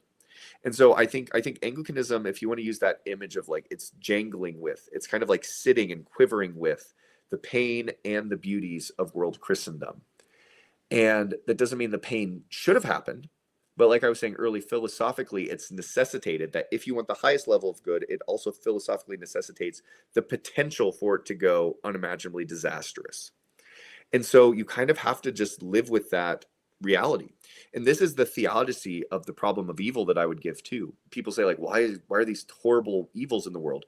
It's because it's philosophically necessitated that if you want the highest good, which is freely chosen reflection of the Holy Trinity via real integrity and human integrity, then the exact opposite of the potential for evil, not that it has to happen, but the potential for it to happen is there. And so God in his wisdom in the creation of the cosmos creates this extreme potential for good because he wants the ultimate good, which is freely chosen reflection of the Holy Trinity that is cooperating with his grace. Obviously, it's not Pelagian, it's in cooperation with God's grace. Then on the flip side, though, it necessitates philosophically that it can go really wrong. And so that's what I would say Anglicanism is. We aim for the highest good. There's also periods and times where it's extremely disastrous. And we have to just recognize those both exist. But we also serve a God who's so good that somehow mysteriously, beautifully, and in his eternal wisdom can bring something good out of something that he didn't necessarily will to happen. So I don't think God ever wills bad things. Yeah, I think God always wills for the good. That when things do happen that are bad, he brings good things out of them. And again, that gets back into the question of space and time and how God's present in each moment of time. So he truly knows, yet there's still integrity in each moment. So you can see a lot of overlap in a lot of those things there. Okay, my boy says, again, bro, to me, I would say this gets, when we use the word predestination, though, we have to understand it in line with the larger philosophic epistemic framework.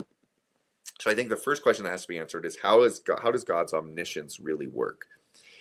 And so I would say that, again, I'm not accusing you of this, my brother, but I would say that a lot of times these questions about predestination are based in a framework of Newtonian time, that time was, time is, and time will be.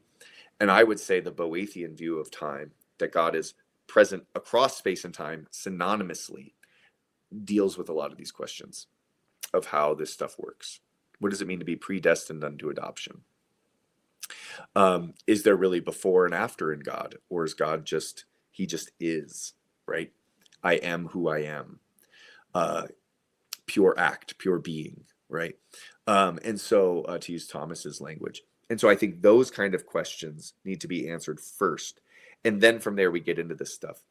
But I also think when St. Paul's doing that, we have to understand that it's also a type for the Christian life. So, but again, to me, the first question that needs to get solved, well, it's theology first, and then undergirding the theology is the philosophic epistemic framework that undergirds it.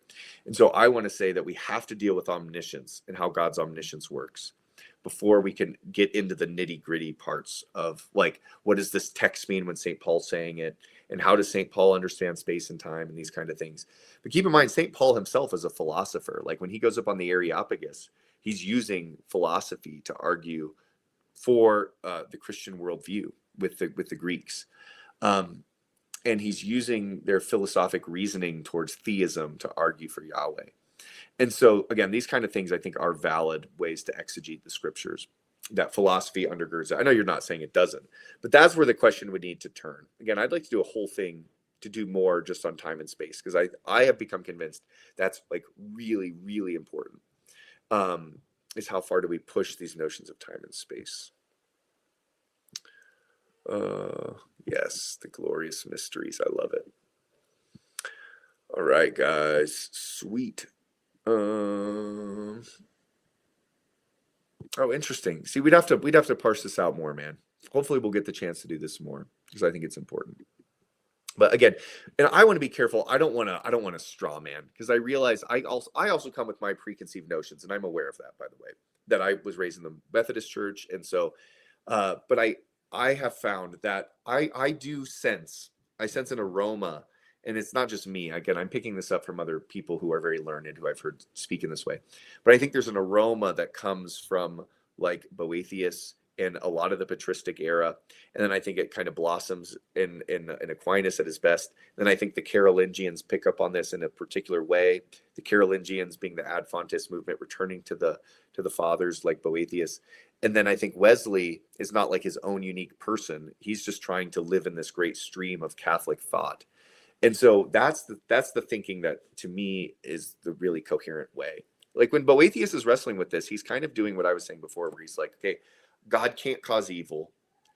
People have to have real choice, but yet God obviously knows. So how do we put all those pieces of the puzzle together? And that's where I think the most convincing to me argument has been God's synonymously present across space and time. So there's real integrity, but he also truly knows and can consummate his will. And I think that also makes sense of God's nature too. That'd be interesting. Yeah, a whole stream could be done on that one verse. Probably more than one stream, man. But hey, God's peace be with you, brother. Appreciate that very much so. And with thy spirit, amen. That's a good place to end, guys. So I'll go ahead and end with a collect for tonight. And then I pray you guys all have a blessed just evening tonight. Here, I'll go ahead and end with the collect.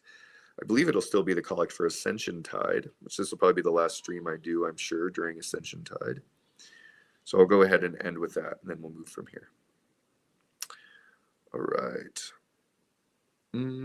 Oh, sorry, guys. I'm looking up the app here, and I'm in Compline. Hold on. But I want to thank everybody for joining us today. I pray this has been edifying. Again, none of this is meant to be a triumphalist view as Anglicanism. Part of what makes a tradition great is when they serve their brethren. And so when you realize that it's not about James and John battling it out for who's going to sit at Jesus's right and who's going to sit at his left, it's more so about the greatest among you is the one who serves. And so we should all be racing to serve our brethren and to see others as better than ourselves. And so in a sense, part of the beauty of Anglicanism is that our aim is to serve our brethren. And I think our brethren serve us as well. but we want to mutually serve and have that spirit of humility. I believe that's the spirit of the saints. Okay, so I'll go ahead and read the collect of the day for Friday after the Sunday after the Ascension. In the name of the Father, and of the Son, and of the Holy Spirit. Amen. O God, the King of glory, you have exalted your only Son, Jesus Christ, with great triumph to your kingdom in heaven. Do not leave us comfortless, but send us your Holy Spirit to strengthen us and exalt us to that place where our Savior, Christ, has gone before, who lives and reigns with you in the Holy Spirit, one God, in glory everlasting. Amen. Glory be to the Father, and to the Son, and to the Holy Spirit, as it was in the beginning, is now, and ever shall be, world without end. Amen and Alleluia. Christ the Lord has ascended into heaven. Come, let us adore him. Alleluia. God bless everyone. Thanks for joining us tonight. Pray you guys have been edified and blessed in this. God's peace, and may he draw us all together as one in his church. Il illo uno unum. In the one, we are one. There's St. Augustine for you, brother, to end it. Il illo uno unum. In the one, we are one. God's peace, guys. Thanks for joining us. Hope you guys have a blessed evening and a blessed Pentecost this Sunday as well, or Whit Sunday. God's peace, guys. The Lord is risen indeed. Alleluia and amen.